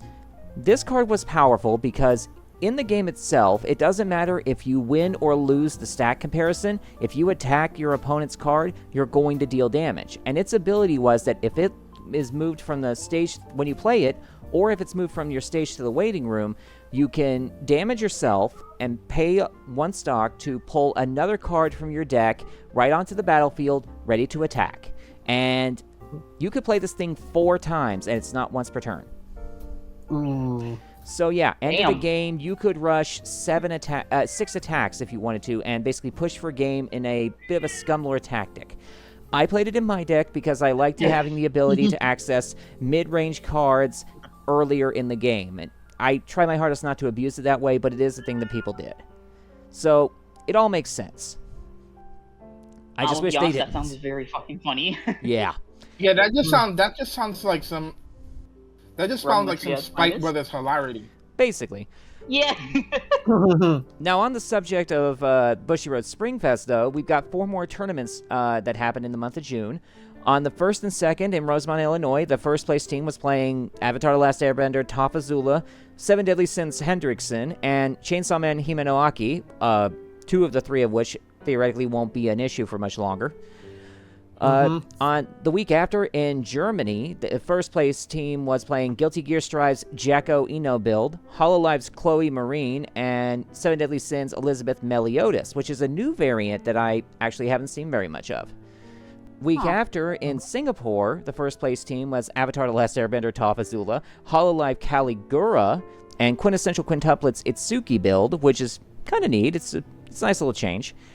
And in that same weekend, we saw a tournament in Sydney, Australia, where the first place team was playing Guilty Gear Strive's Jacko, Baiken, Ralmathal build, Chainsaw Man's Himenoaki, and Sword Art Online's Zekken Last Shot Asuna combo system. And interesting. Yeah, it's kind of nice to see a bit of a shakeup already, even though the tournaments aren't over yet. Once the circuit ends, the next circuit to begin will be the Bushiroad Championship Series, which starts on October 5th and 6th. We've already got dates released, we've already got locations planned, so everyone's already getting ready. As far as new product, this is the part I'm excited for. They have officially released the RWBY Booster Set and Bochi the Rock. They are both now available for purchase. Nice. And they've also... Let's go, baby! That's all I need to hear. That's all I need to hear. I knew you were going to be excited for that. And they've also given us a few releases that they plan on doing, some brand new information. First off, we're getting the Dengeki Bunko set confirmed for October 25th, which I'm excited for because that's going to have the new Excel World support. Thank you, Ron. Nice. They've also Wait, is it like is the deck for Dengeki, or is it like it's different archetypes all put into like one booster like they do for Yu-Gi-Oh? Dengeki Bunko is one of the few instances of multiple series getting cards that are all accessible within its card pool. Wait, so you could either make like one for one anime or like just mix them together? You can, yes. But you get more benefit being picky and choosy. The Bunko sets are all designed to be like this. Yeah. Yeah, but that's kind of obvious considering it's a game focused around putting anime against each other and some quote-unquote not anime. Yep. Let's see. Love Live is getting another set on November 8th. We have also been... close to my birthday. I know. Freerin has been confirmed to be getting imported by November 22nd. Actually need to see Freerin. I can't watch Freerin. Why? I have the same issue with Freerin as I do with Chrono Crusade. It is a show with an overhanging sense of depression that I cannot get past. Yeah, That's you do fair have a enough. point there. I mean, you know what Freerun's about, right? Yeah, it's about this immortal elf. Who has to watch all of her mortal friends slowly but surely pass away in front of her, yes. I don't mean to be that nerd who's like, actually, but technically she's not immortal. It's just that she lives dumb long because elves are, assholes. The point still remains, and that's a similar issue I have with Chrono Crusade, because in that anime, the main character is a girl who has her soul bonded to a demon, and every time he uses her power, he takes away bits and pieces of her lifespan. At the rate she's going, she's currently 25-ish, and she's likely to not see 30. So, for the entirety of these 26 episodes of anime, you know she's going to die. And it's so goddamn depressing. No, go ahead. I get the same vibe from Freerun. That's understandable. I might be a different boat because then I also watch stuff like Blood Sea. Oh. And yeah, exactly. So you can imagine, like, when it comes to stuff like that, I don't turn away from it because I'm not gonna get into it. It's not. I don't want to get too personal, but you unfortunately sometimes you grow up seeing that stuff. So you know what? Fair enough. I've gone numb to it. Fair enough. I will respect that. Makes sense. And the last, let's see. They also announced that we're getting an import of the Macross Delta series on December 13th. Huh? I don't. Some What is that, some kind of fruit? some jet plane mech anime, I think. I actually don't know very much about it. It's just been around for a while. And the last announcement, What's it called? Macross Delta. Hang on. Oh wait, they're bringing back Macross? Well, they're That's how importing they in the run away. Weiss Schwarz. Good one. Yeah, I was like Macross. Macross has agreed never to come near America. Well, apparently they decided to change their mind. Man, man, that's a shock to me because they used to be in the Super Bowl Wars series, and then there was a whole giant panic with Macross saying, "No, we don't want to be in this series because American played," and then they're not in the series anymore. But okay. now we have. Great. Now. How did I That's not great. hear Now about all we this? need is Say again? Now we need is what? No, all we need now is Kamen Rider in the States. And if anyone says Power Rangers, I swear I'll send a pipe bomb to your intestines. Well, as it happens, Union Okay. Arena just announced a Kamen Rider series. Actually, Nice. That's good. in the Gotcha series, they did put the Power Ranger characters in. It is very funny. Yeah. Well, Now, yeah, because they're they- technically still Super Sentai, so I can see it, but Yeah. I think it's funny to imagine they're two completely different series, even though they're really not. Yeah. Makes sense. It is Now- funny because they're in the Ranger suits and they're doing the pose, even when Yeah. talking. They're All doing right. a Ranger pose. Now, And then there's a normal character just talking to them, and they're not out of the pose in the portrait with the Gotcha game. I believe it. I believe it. All It right. is true. And the last announcement they gave us is that they're importing some series called, I think it's pronounced Nike or Nikkei, in April 2025. I've heard of Nikkei. I've heard of it. eliminated. And that was the last bit of Weiss Schwarz news I had. Sorry it took me so long, but now we can finally deep dive into the Yu-Gi-Oh! And we got a lot to go over. Oh That boy. we do. I do have something to say, but I'll wait until we finish with the thing. All right, well, first off, let's get some of these fun stuff out of the way. You guys heard about the track and field athlete Nola Lyles carrying Yu-Gi-Oh! Cards with him when he's doing his runs, right? Yeah. I've seen Oh, memes yeah. of that. Blue eyes, and then there's There- the there- Zodiac, and there's the other. I have not Then heard he, this. I saw he came to a press event with a dual disc with all the Exodia pieces. Yeah, I that's the didn't whole see nine That's what yards. that was? Oh my god. I didn't see that, When he but I pulled saw- out the lightning storm was great. I saw memes of that lightning storm thing he did where they edited clips where he just pulls out the lightning storm and the entire audience is getting obliterated by lightning. Dude, Yes. this man is Oh, an great. absolute shitlord. I adore him. All right. So, when you said that it's a runner and that he runs with Yu-Gi-Oh cards in his pocket, I'm just imagining the scene from Naruto where Rock Lee has the weights in his hands. Like, I'll be able to move more freely as him dropping the cards. Like, he drops the deck boxes to the side and runs faster. Oh yes, the weight of 4 deck boxes was slowing him down. Every single one. You, Oh, that's God. such weak stats. Bastion was stronger by dropping 6 deck boxes. I love in the abridged. I love in the abridged version where X the Dark One turned that into a bomb vest. No. Good This twist, man is a bit the dark, but precursor definitely to not 5D something I would change. duels. All right. Let's see. Next up, sadly, Speed Duel will be ceasing operations by the end of this year. I just Sad. talking about that. By putting in frickin' max, and they do it by adding max C. I was actually going to get to that. Let's see. In the next North American World Championship qualifier on July 19th and 21st, they actually got the voice actors for Wayne Grayson, who is Solomon Muto, and Dan Green, which is Yugi. So this is probably to help demonstrate the new Yu-Gi-Oh stuff. So Honestly, that sounds hype because Grandpa Moto dueling Little Yugi, Gramps over here piloting the new Exodia stuff, which I wouldn't be surprised to see.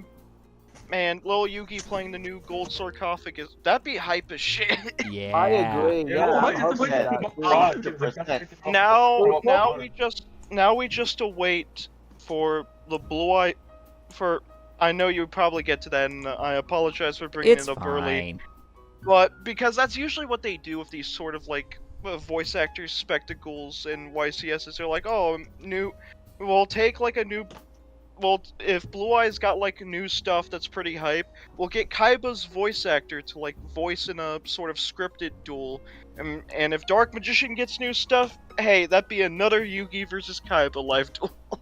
Yeah. Exactly. Hopefully, I would want to see Joey versus Kaiba. What I want to see, if they ever give Dark Magicians new stuff or a starter deck, I want them to go back to their Xyz route because they were cooking with that. Yeah. Actually, I would like to see Joey Wheeler just use the flying swords. Actually, because I feel like Dark Magician has enough fusions already. They do, but seeing Xyz, because one of the, I believe it was the 2016 live duel of Yugi versus Kaiba, the scripted one. That was hype, seeing Kaiba do synchros and Yugi do Xyz. Yeah. And I'm surprised they, up until now, they got off from those routes for fan service bullshit that barely worked. Yeah, I was going to say that I hope Dark Magician actually gets something as good as the new Blue Eye support. Yeah, Blue Eye. Unironically, the new Blue Eye support is what happens when you do fan service support right. Yeah, they learned from the Jack structure. Yeah, they learned from the Jack structure, and they're trying to continue. Yeah. Yes, they are. Yeah. One thing that I was kind of shocked and that I remembered is that Kaiba can now double tune. So my brain is going, wait, so Kaiba probably asked Jack to teach him how to double tune, but then realized he doesn't have anything to double tune. I find it even funnier because you don't even need the double tune if you don't want to, because Spirit Dragon could just cheat this thing out. So true. Also, Crimson Dragon, and Crimson Dragon treats this shit as a synchro summon, so you can resurrect it. So Spirit Dragon, you tag out for Crimson Dragon, and Crimson Dragon is like, alright homie, I see you got tired of OG Spirit Dragon, here's his ultimate form, 3 heads now, baby. Yeah. Alright, well... No, because this was actually what I wanted to see more of with Blue Eyes, where the fusions are the aggressive, and the synchros help protect the fusions via negation.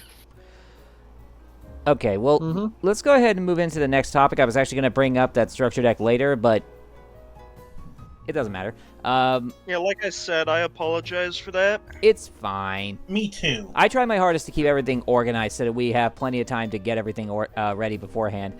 But there is no organization with us around. Yeah, it's like herding stray cats with you people sometimes, I swear. I'm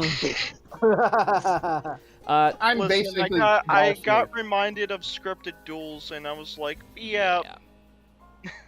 Okay, so there's also the matter that we have gotten confirmation that the next TCG ban list will be dropping in late August, which is probably after the next set drops and has a chance to circulate.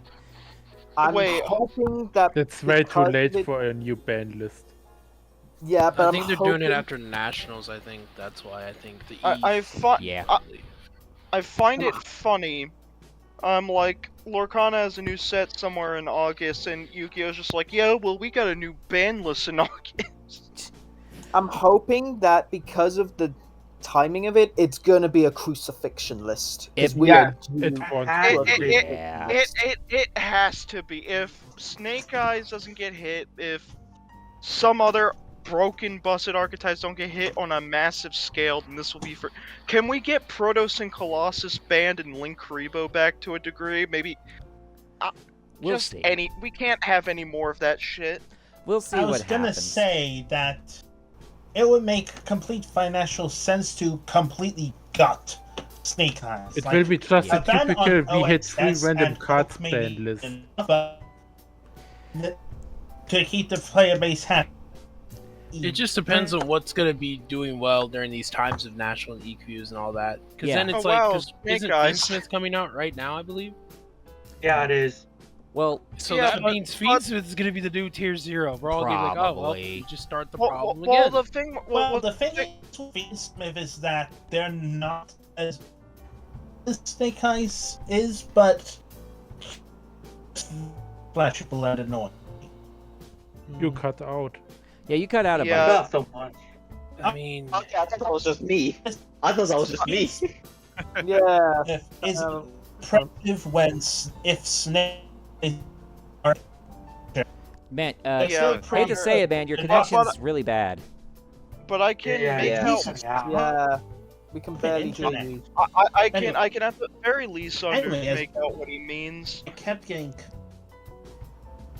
kept cut out. Ball's because- internet is just saying no.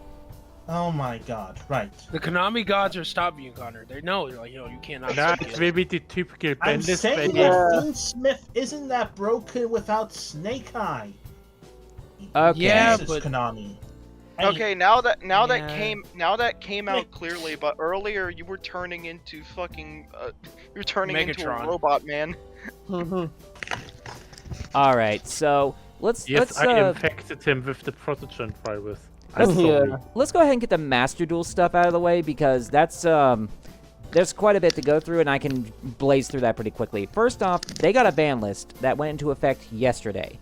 They banned Catapult Turtle. They banned Kaiser Coliseum. Who could have seen the second one coming? Nobody. Well, everybody. That's the joke, yeah. They limited Summon Limit. Summon Limit. Wow. The limit. Yeah, a Summon Limit. They also semi-limited Pearlily, Rescue Ace Airlifter, Zeus, and Bonfire. Rip. I feel like Or Bonfire's Catapult gonna get hurt. Probably. And they unlimited Magispector Kirin, Yadagarasu, Tellarknight Ptolemaeus, and Kashtira Birth. We that's because they're releasing. Unban it. It's so weird. Yeah, that's because they're releasing the rest of the Kashtira stuff. So the people in Master Duel get to understand the despair of Riseheart. Mm-hmm. Again. On that note, they also introduced a new feature to the game called Rating Duels. Any player that is ranked as Tier 1 will get a point score based on their win-loss record. So now you know exactly how badly you're doing. Motherfuckers copying Marvel Snap. You're not doing badly. You're just doing people. You're just dueling against sweats. Exactly. Dude, we're not even gonna tell you you're good. You're playing Runic. Shut up. Uninstall. Yeah. So true. As like so this true. guy This could is be, true. Like this guy could be playing like classic Yu-Gi-Oh cards and doing all these amazing plays and barely winning the duels. Or this other scrub is just using Runic and has a higher win rate than him. Yeah. Well, as it happens... Oh god, this image for their headline. Yeah. They love their little shit posts. I made it third place with Runic, guys. Celebrate. Well, I still cannot play Runic to this day. This new mechanic actually perfectly coincides with the renewal of the Duel Pass, and the prizes this time are actually kind of cool.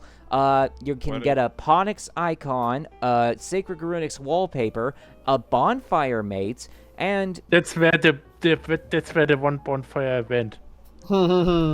And as it happens, they've also released a Stars Align Across the Milky Way wallpaper. Oh, nice. I know you're happy about that. Oh yeah, as a Spirit player, I love seeing Shinob support.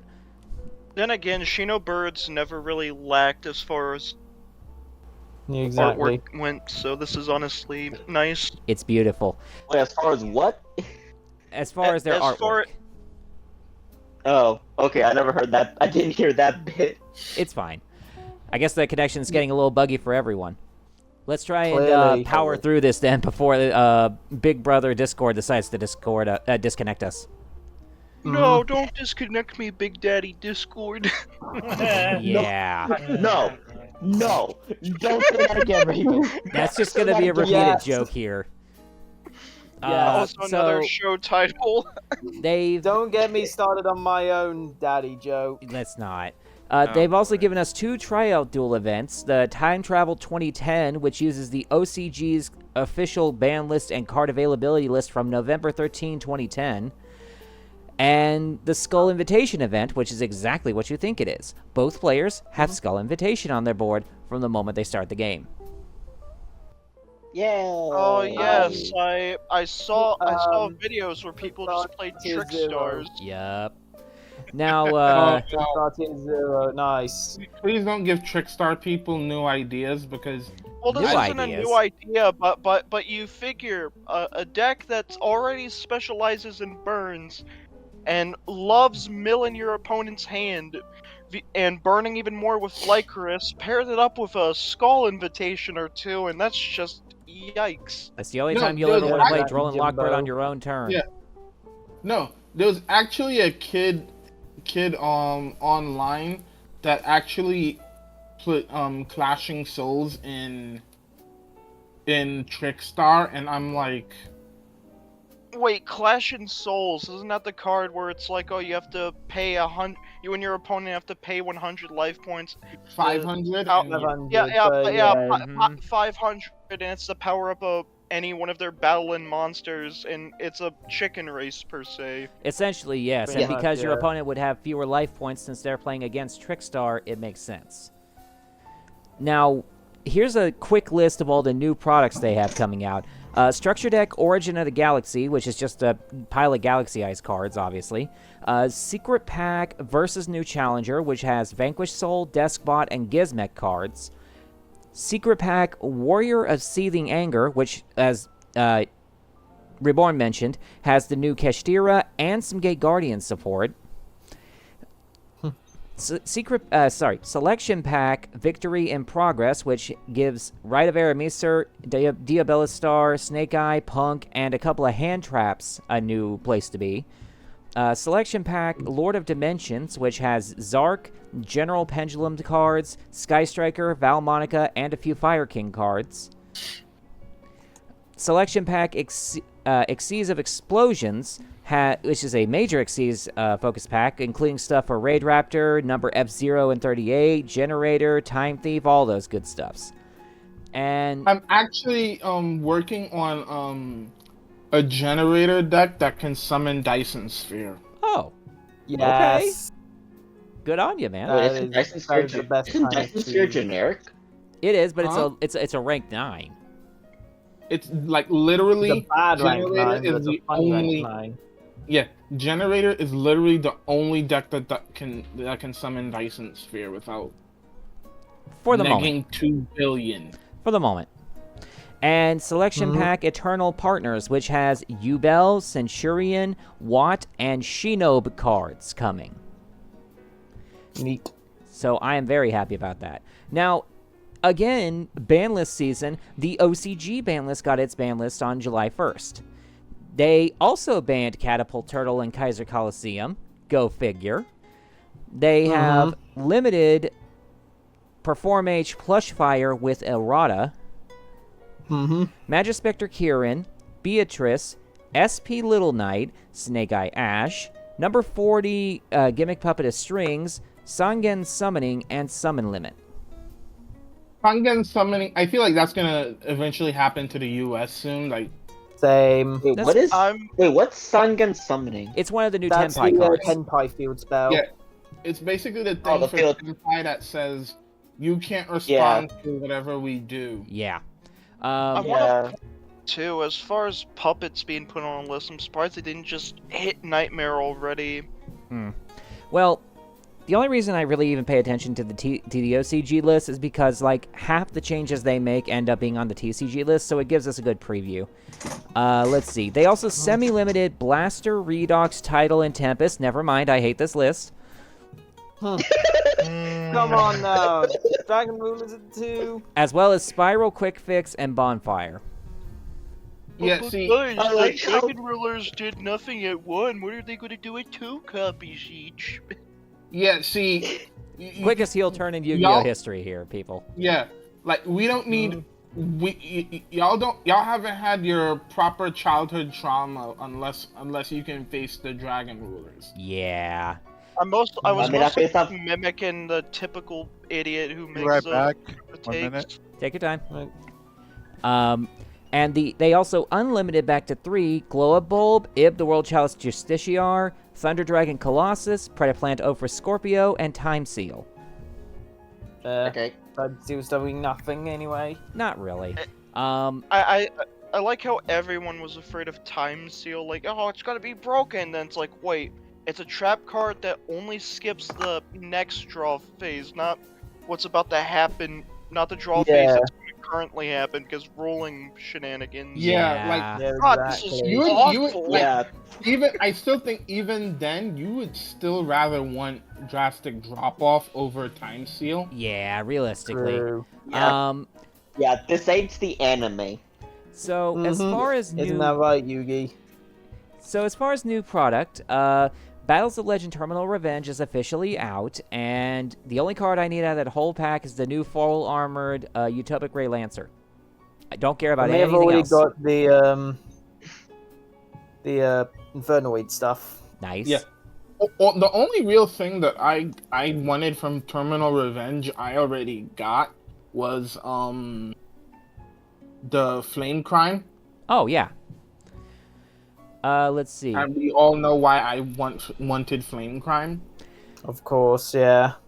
RDA things. Now, since Infinite Forbidden is dropping next week, we got the rest of the cards information released, including a ton of Trap Monster support, which I am extremely happy about, and the reveal of the Mimighoul archetype. And with the power of TCG localization, I can now officially call the new Drytron Ritual monster Daddy Conids. Oh, for God's sake. Daddy everything. I want to point out something funny about Mimighouls. I saw the artwork for their quote-unquote boss monster, the level 4, and I was like, oh boy, this looks kind of like Ghost Tricks. Well, aesthetic-wise, because they have this sort of like goofy take on them. I'm like, what? I wonder what they could be doing. It's a flip archetype, and I'm like, well, fuck. Yeah. Well, here we go again. I actually think there's potential to use Mimighoul as an engine in Crawler. Oh, that tracks. I was trying to see, because I brought up as far as like my top 20 decks goes, Ghost Trick has always been like slot 8. But goddamn, is it like really slow even with the new stuff? And I'm like, is there any synergy with Mimighoul? Because we could do something funny. You have the Goofy Goobers of the Haunted Mansion Ghost Tricks, and you have the Goofy Goobers of the generic RPG dungeon. Do you think maybe we could make a Ghost and Ghouls sort of deck here? It's entirely possible. The crossover potential is there, and especially when you remember that the 1-stars of the archetype of Ghost Tricks special summon themselves from the hand face down. So there's potential. But since they're not actually flips, they don't coordinate proper. Yeah, that... well, hang on. What's up, Ori? I was just saying, the flips that kind of makes me think of From the Hand, things of Subterra. I read the level 1 flips of Mimical. They want to be flipped on your opponent's side of the field, and the gimmick is like, okay, you can either open the Mimic box of your own accord, or I will open it and fuck you up. And people are like, oh, and people are like, oh wait, is this the moment in time where Swords of Revealing Light is actually useful, or even this? Reuse has use. Yeah, funny tech. Oh my god, I'm seeing like 10 copies of that card. Oh, that's funny. Oh. Yeah, reverse reuse now has an archetype that can be used in, but also reverse reuse has use. I want to point out too. What did that shit do? It's in the chat server. Guys, sorry to interrupt you, but I have to go since the night is over for me in 8 hours. So goodbye. Gotcha. Okay. All right. Goodbye. Well, you get some rest, man. We'll see you next time. Thanks for stopping by. See you around. Yeah. Bye. Bye. Bye. All right. So I wanted to also another funny tech. People were like, "Is this going to be the age where Swords Revealing Light is useful again?" Because you summon the funny Mimicals to your opponent's field face up. You activate Swords Revealing Light to flip them all face up, while also stopping your opponent from attacking for 3 turns. damn, that might actually be worth it. Well, yeah. Also, by that logic, you can run Book of Eclipse, mill them for days. Dude, Book of Eclipse would flip their monsters back up at the end phase, though. You wouldn't get their secondary flip effects, but yeah, that could work. Theoretically. Yeah, there's a lot to go with this. This might end up being my Earth deck of choice if I don't end up, finding a mix with it with crawlers. Now, Rage of the Abyss is the next set that drops in October 11th. They finally gave us a true date, and there's a lot of information they gave us for this one. The new Primordial archetype being all normalcy support and having, 3 unexpected die-like effects? That stuff Guys, looks we can do funny. it. We can build Celtic Guardian. Dude, that would probably be I was funny. gonna run in Phantasm Spiral, being honest. Primordial Celtics. Yeah, but you know what's gonna be the fun? One day I do kind of expect that Phantasmal Spiral will, Konami's just gonna make a Brawlic version of crashed. Like they're gonna make a Brawlic version of Celtic Guardian, just for the lulz. Possibly. I know people were talking about maybe mixing the Primordial stuff with another normal centralized strategy of Magic Key, aka Kingdom Hearts. Sora rocks. Well, they also revealed, and I know Yoshi's going to be happy about this one, new 6 Samurai support. No lord. I'm sorry? Yeah. 2 new main deck monsters, 2 new 6-star synchros, and a spell. And they all complement the old style of 6 Samurai play of locking you down and negating the one option you got per turn. Oh, wait, hold on. I was having a dumb moment. I understood Super Heavy Samurai, not 6 Samurai. It's fine. Super Heavy Samurai. And, they're wait a minute. Guys, this Remember is a weird 6 Samurai, crossover. Yeah. Speaking of which, the Earthbound Immortal monster, that's basically just a crossover piece for the Red Dragon Archfiend stuff. Which, yes. honestly, it's a given the Origins anime reference-wise, per se. But it's honestly funnier than the other Earthbound. And then we can't forget the new Metal Morph archetype. 4 main deck monsters, a spell, 2 traps. It honestly looks kind of fun. It does. I actually almost forgot that existed. I know. I want to point out they want you to run that with the rest of the Bandit Keith stuff. Ooh. Well, the Red Eyes Metal Dragon Retrain is just fire. Like, I would happily run this in Red Eyes to give them a boost. Dude, imagine playing these in with that field spell, Heavy Metal Raiders. God. That well, sounds good. I say Red Eyes because you're clearly because if you want to play them as like engine pieces, yeah, you obviously want to play like the new Metal Morph and the new Red Eyes Metal Retrain and with the Red Eyes and deal massive burn damage to a degree. Mm-hmm. All right. Yeah. Then comes the Goblin Biker support, and it's just blatantly good. A 6-star main deck monster that can search anything, a spell that tributes to search, and a trap card who, despite what its first effect is, the second effect summons an entire army of the little fucks. Indeed. Let's see. Very good. There's that new Azamina archetype, which is just 4 fusion monsters that can be cheated out by 3 of their spell traps. And people have already broken it. Of course they have. Yeah, Red? in Chimera. Red? Not surprising. Yeah, not really. Because they're When there's a all will, there's a way, as illusions. they say. Let's see. Then there's the retrain stuff that we got. There was Suru Puru Purun, which is apparently a Taya card from the manga. Oh, Some I fat think it's little from the blue anime. fairy. Yeah, I think it was from the anime actually, and they turned it into an effect monster. I don't recall seeing it in the anime Wait. unless it was like in Capsule Monsters or something. Wait, what's the card? Suru Puru Purun. It's some blue fairy with a trident. Oh yeah, that thing. Yeah, I don't It's remember that being in also the a anime. level. It's also a level 2 Aqua monster, so have fun with that. Wait, hell yeah. Yeah, you look I'm that still up. looking for it. Frog support, alright. There's the new Chaos Dragon support fusion, Protostar Dragon of the I hate Interstellar it. Void.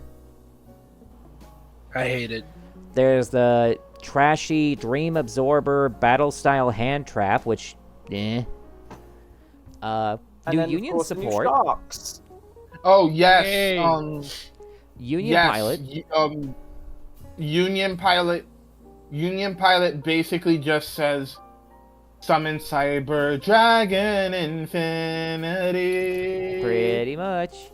Let's see. There's End Exalting Morganite, which is okay. The Morganite cards are starting to feel like how Bamboo Swords used to be, where the first one gives you draw and bonus, and the second one basically does the same thing except for battling, and you can banish it from the graveyard to search a different one. This tells me we're getting more. And Yeah, also, cool. the second Morganite basically just says, "Oh, double any battle damage." So I'm thinking, okay, Malefic support. Try Gradius ship support. Yep. Because the first Radius. Morganite, it's like Malefics, they don't really use a lot of monster effects in hand. Any Malefics are usually just summoning conditions anyway. Mm-hmm. So you're drawing 2 every draw phase now, and now the Malefics just do double battle damage. That's actually funny. Mm-hmm. No, because when I think effects in the hand, I was actually thinking, wait, does that stop? If that stops Bone from being summoned, If it's an activating effect, it can't happen. Let's see. There's Okay, so apparently it was Taya did use the card, just not in the manga or even in the anime. It was apparently in Yu-Gi-Oh! World Championship Tournament 2004. Oh, that's why we don't It's know a what card it she is. used in. So Yeah, it's a card used in some random game she was in. Uh-huh. Well, Yeah, not and- just any random game, but the worst World Championship game. Of course it is. Yeah, and also apparently, according to the wiki, it doesn't count. Rip. Of course it doesn't. All right, let's see. Yeah, it doesn't. Yeah, it doesn't count unless it's tied to the actual story. That's hilarious. embarrassing. Let's see. There's the new Ragnarika Bleached Wysteria, which is a trap monster. So, trap monster players rejoice. Haste. You now get access to the RIP archetype. Finally, we don't have to search for a hunting dance with Mantis Monk anymore. Mm-hmm. Although that's still the best target. Let's see. They gave another. They gave us a Sangen Furo, which is Goyo Guardian's effect in spell form for Tenpais. No. That's a spell trap recycle effect too. Yeah. I mean, that one is okay. That card is okay from Let's what see. I've read. They gave us Effect Veiler for Whitewoods. Oh, that sounds fair. Sounds about right. Mm-hmm. Simple It's not White Spoils. Wood, White Forest. Simple Spoils got a new trap card that sends a card on the field back to the deck. Oh man. You guys remember Double Cyclone? Yes. Yeah. They made a version for monsters. It's called Final Bringer's Bellow. That's one card. Yes, it is. It's like you destroy one yours and one of their cards. You destroy one monster you control and one card your opponent controls. Yeah, it's a little better, but you get my point. It's basically the same card. Not gonna lie, if that card existed during was it Mystic Mind format, I think that format would be bearable. Actually, yeah. Let's Probably. see. What else we got? Yosvarog, Forager of the Dawn, which is a light machine fusion that can negate spell traps. That's kind of neat. Also, yeah, Cyber Dragon funny stuff. Yeah, there's already Sidra players who are cooking up ideas with that card because it's another funny negate that can set up Cyberload that you can play right next to Infinity. Of course. Yeah. Little Magi-Mage, which looks like Live Twin support but isn't. Mediocre. Yeah. The Flying Mary, which I'm happy about. It's a generic zombie. Dude, that's a cool card. Yeah, cool design. I love it so much. I can't wait to put that in my zombies. Wait, is that a One Piece reference? No, it's no. a SpongeBob reference. No, Flying Mary, it's based around the Flying Dutchman, the legend of the fucking ghost ship that kills you if you see it. Yeah, Yeah, but huh? I meant in One Piece their original ship. Oh, the Merry-Go. It's in that case it's Mary like happy. This is Mary like Mary had a little lamb. Oh, okay. Yeah. Still applies. And now I just want an archetype that's just zombie pirates now, kind of like in reference to what was happening in Pirates of the Caribbean. It's like, oh, they look human at first, and come nightfall, they're like undead. Oh yeah, Black Hey, Grand Blue. We have zombie pirates and we have vampire waifus. Let's see. And there's the new Molcharmy card, Foolos, which is the other half of the Maxi that the first card forgot. Dude, it's like the stronger half, though. Yeah. Let's see. Dude, like, I feel like there's gonna be two more. Like a one that draws one special from Grave and Banishment, and one that special from tokens. Actually, you know what? I could see the first one. The second one, maybe. Let's see. You have 4 attributes. Might as well like try to build one of them with that. I suppose. Of course. Let's see. I mentioned earlier that Speed Duel is ceasing operations, but they did finally drop the Battle City Finals pack, which has some really cool reprints. Secret Rare, Slifer, Obelisk, and Raw to start with. And they're giving us Prismatic Rare, Joker's Knight, Lava Golem, Mudora, Doom Caliber Knight, Injection Fairy Lily, Breakthrough Skill, Swords of Revealing Light, and Max C. Well, we can't even use Maxi. Yet. Also, Mudora! Yeah, Also, everyone was freaking about Maxi and Speed Duel, and I'm here like, I feel like Speed Duel is the one format where Maxi would probably be at its fairest, which is the nicest thing I can say about the Roach, because you're thinking a format that where your most consistent list is at minimum 20 cards, and the special summons are not as rampant as, say, like the TCG, the OCG, or even what's going on in Duel Links, despite having similar shit going on. Yeah, tell me about it. Mm-hmm. Let's see. The Quarter Century Bonanza set is going to be having some interesting reprints. They've confirmed we're getting Super Poly, Promethean Princess, and Devil Star, as well as Bestower of Flames. Yeah. All they Also, need like to tell another me piece is, of all they need to tell me in that set is I want to see Dish Powder as a reprint. But let them not reprint this better. Yeah, let's not. Also, another piece of news from the OCG. No, they're not going to reprint Peter Griffin. I'm sorry, guys. Yeah, let's not. Let's see. Animation Chronicle gave us some more information. They gave us some new Performage support to help support the Plushfire Hardworn Sparturna Errata. Yeah. 4 Pendulum cool. monsters, a fusion, 2 rank 5s, and a spell, which is great. I think they actually are a complete deck now. Yeah, the Xyz evolution of High Magician. Yes. Mm-hmm. Let's see. Also, Shadowmaker's pretty now one's returning make another copy of itself. Mm-hmm. It's just like Goyo Defender. Well, the Xyz also, version. this OCG livestream for Rage of Abyss has the Battle Boss voice actor coming in. Oh, nice. Yeah. Oh Also, yeah, I think- it's good to see Battle Wasp get fleshed out some more. That'd be cool. Finally, hopefully 7 cards. Hopefully, low ball 5, high ball 7. Let's see. We got some information about crossover breakers. The 3 archetypes are called Raziel, Malice, and Longwa, and we finally figured out what Raziel is. It's the most basic bitch rank 4 spam deck I've ever seen. But it's Yeah. really Yeah, funny definitely. from what I can't even argue that. It's funny from what I'm seeing because I think the Xyz boss, the cover card for it is literally, what is it, like the only rank 4 with an actual like 3k stat? Yeah. I have not Not noticed.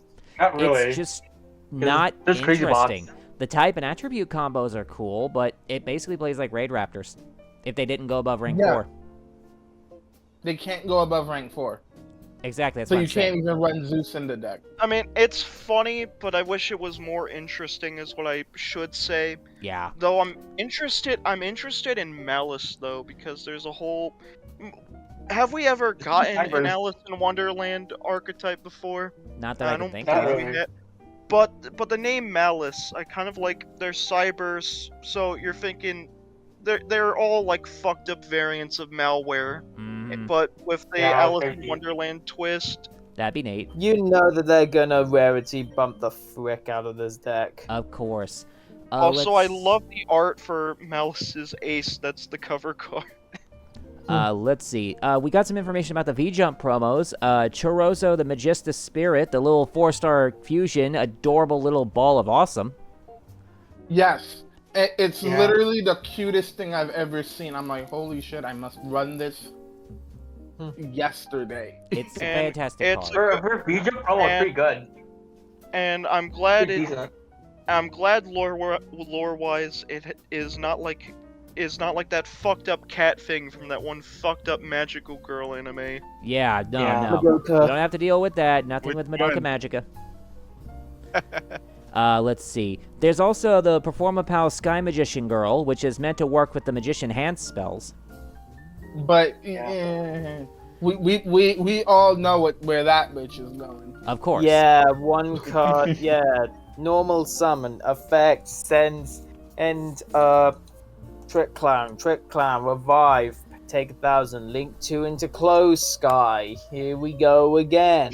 Remember when we used to bully people for saying normal summon Alistair, and now there's worse normal summons? Tell me about it.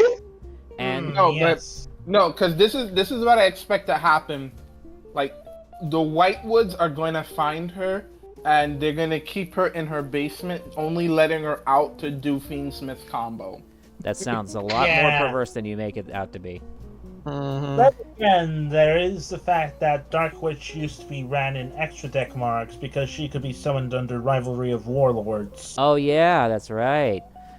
God, why do you have to remind me of Monarchs and their love for generic vanillas with 1800 and 1900 stats? Because now I'm remembering the Jack's Knight fiasco I watched. And Spicy. And the last piece of information I have is they've announced the next booster pack name, which is Supreme Darkness. Evil Hero support. Here we go.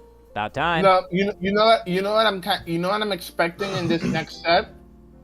What? Either Zark or some. We're gonna get the rest of the fusions for Evil Hero in this. Yeah, I'm thinking Wait, it that. has to be Evil Hero though. It has to be Evil Hero.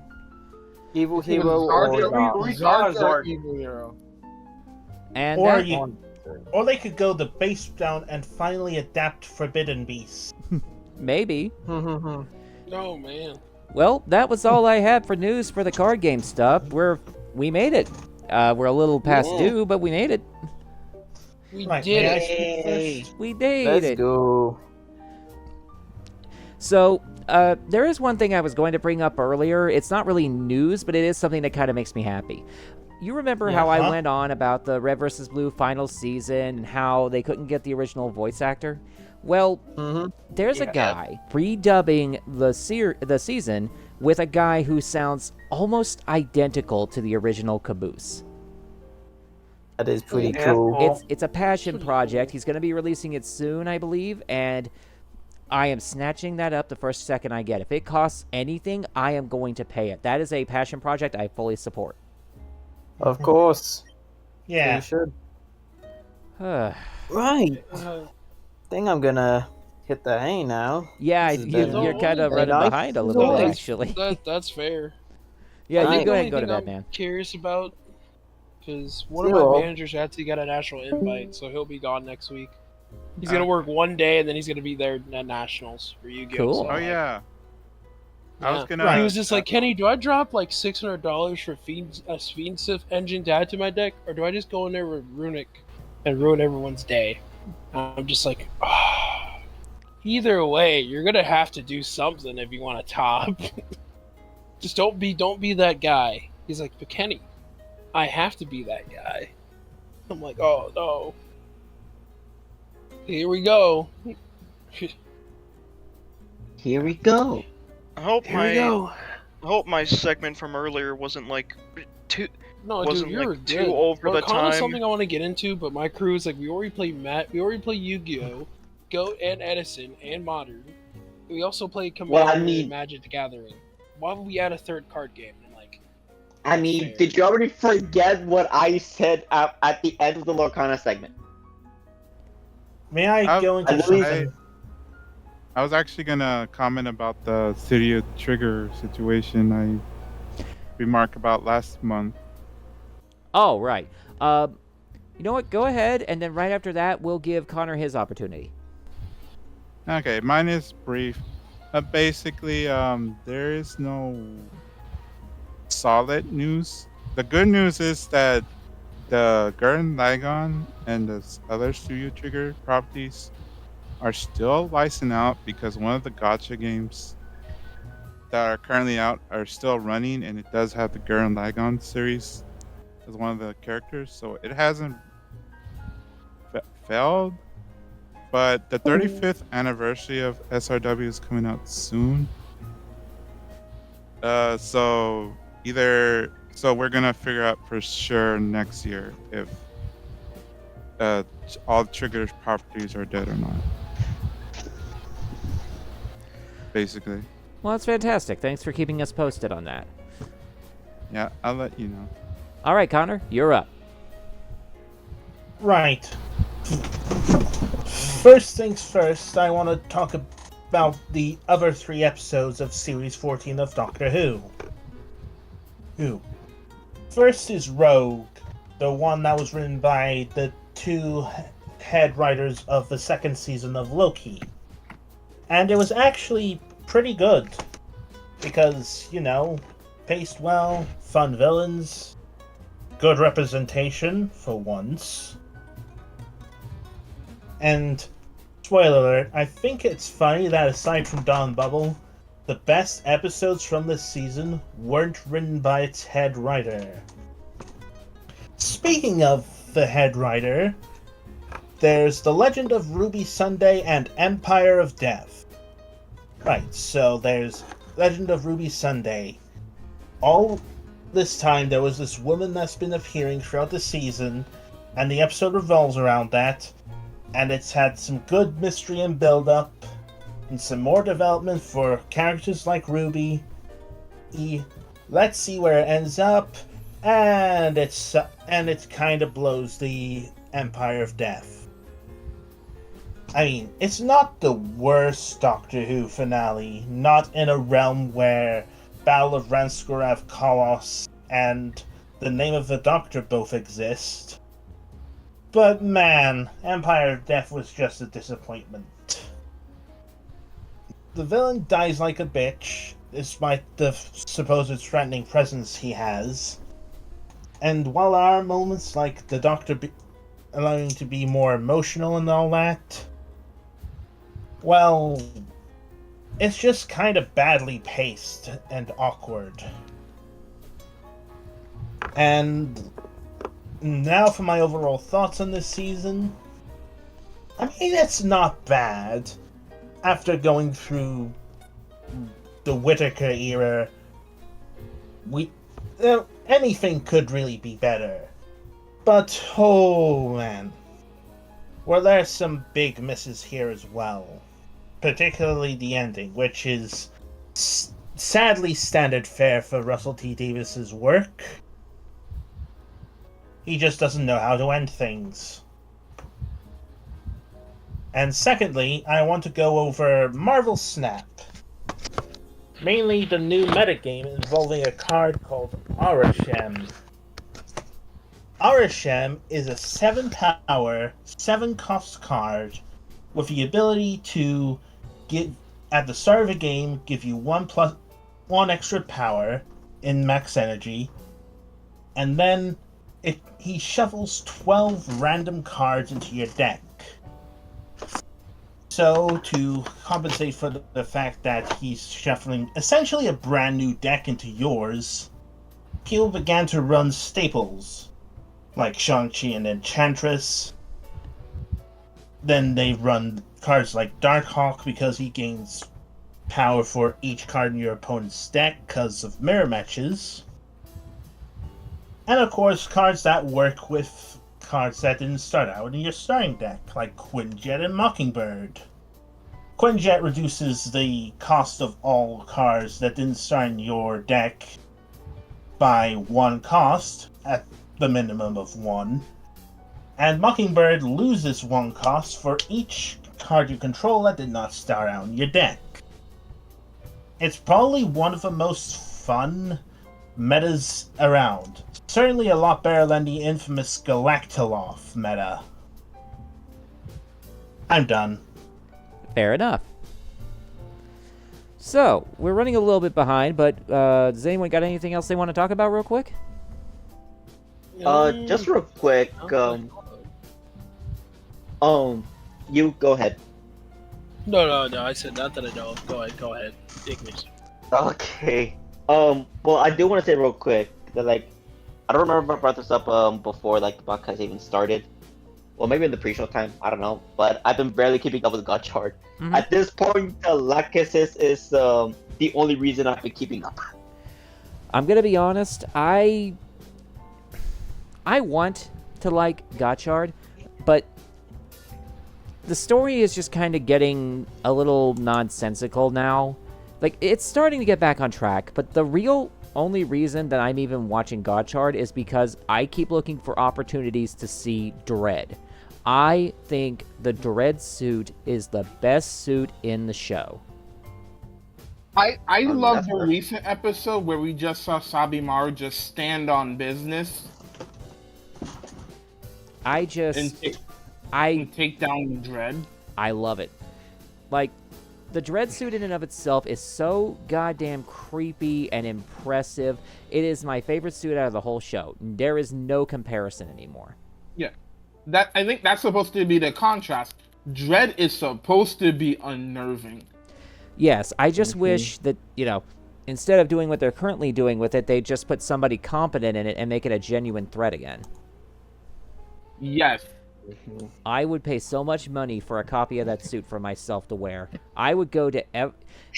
Right now, his suit, Dangerous Zombie Genmu, are tied for my favorite suits from all of Rider because they are so creepy and amazing and terrifying. I would walk into any Halloween convention or Comic-Con wearing those, and I know people would love it. Yeah. One suit that I definitely would want, I just want my own, I want Magnum Boost. Completely fair. It's a good suit. Truthfully, I legit Cause I don't like the Boon Boomger suit. It's just everything that goes around the Boon Boomgers I like. The suit, not so much. That's fair. I'm still enjoying Boon Boonger for the most part. I've slowly but surely worked my way around the issues I have with their suits, and I'm not going to lie, the 6th Ranger suit complements them perfectly. Yeah, because he's a race car driver. Well, technically a go-kart driver.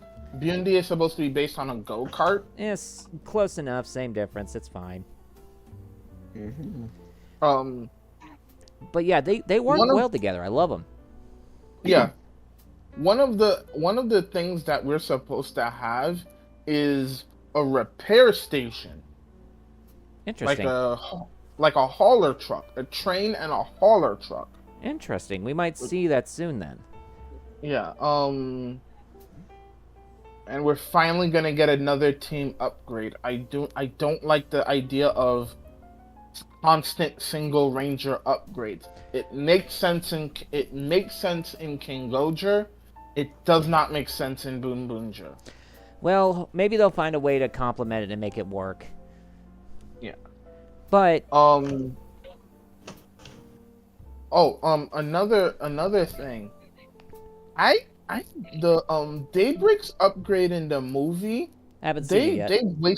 They wasted an opportunity for that.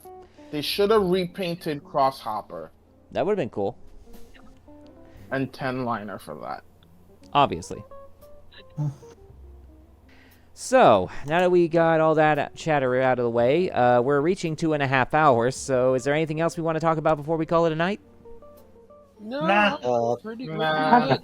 You already brought up that Earthbound Immortal, and we already talked about the Vanguards.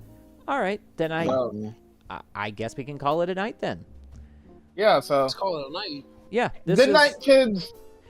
This has been a pretty fun show, all things considered. Thank you, everybody, for joining in. We appreciate each and every one of you that decided to tune in, either before or after the show. We run these on the first Friday of every month, which means the next episode should be, it's only 3 weeks away on August 2nd. Awesome. In the meantime, thank you again for tuning in, and we will see you in the next one. Bye-bye. Bye.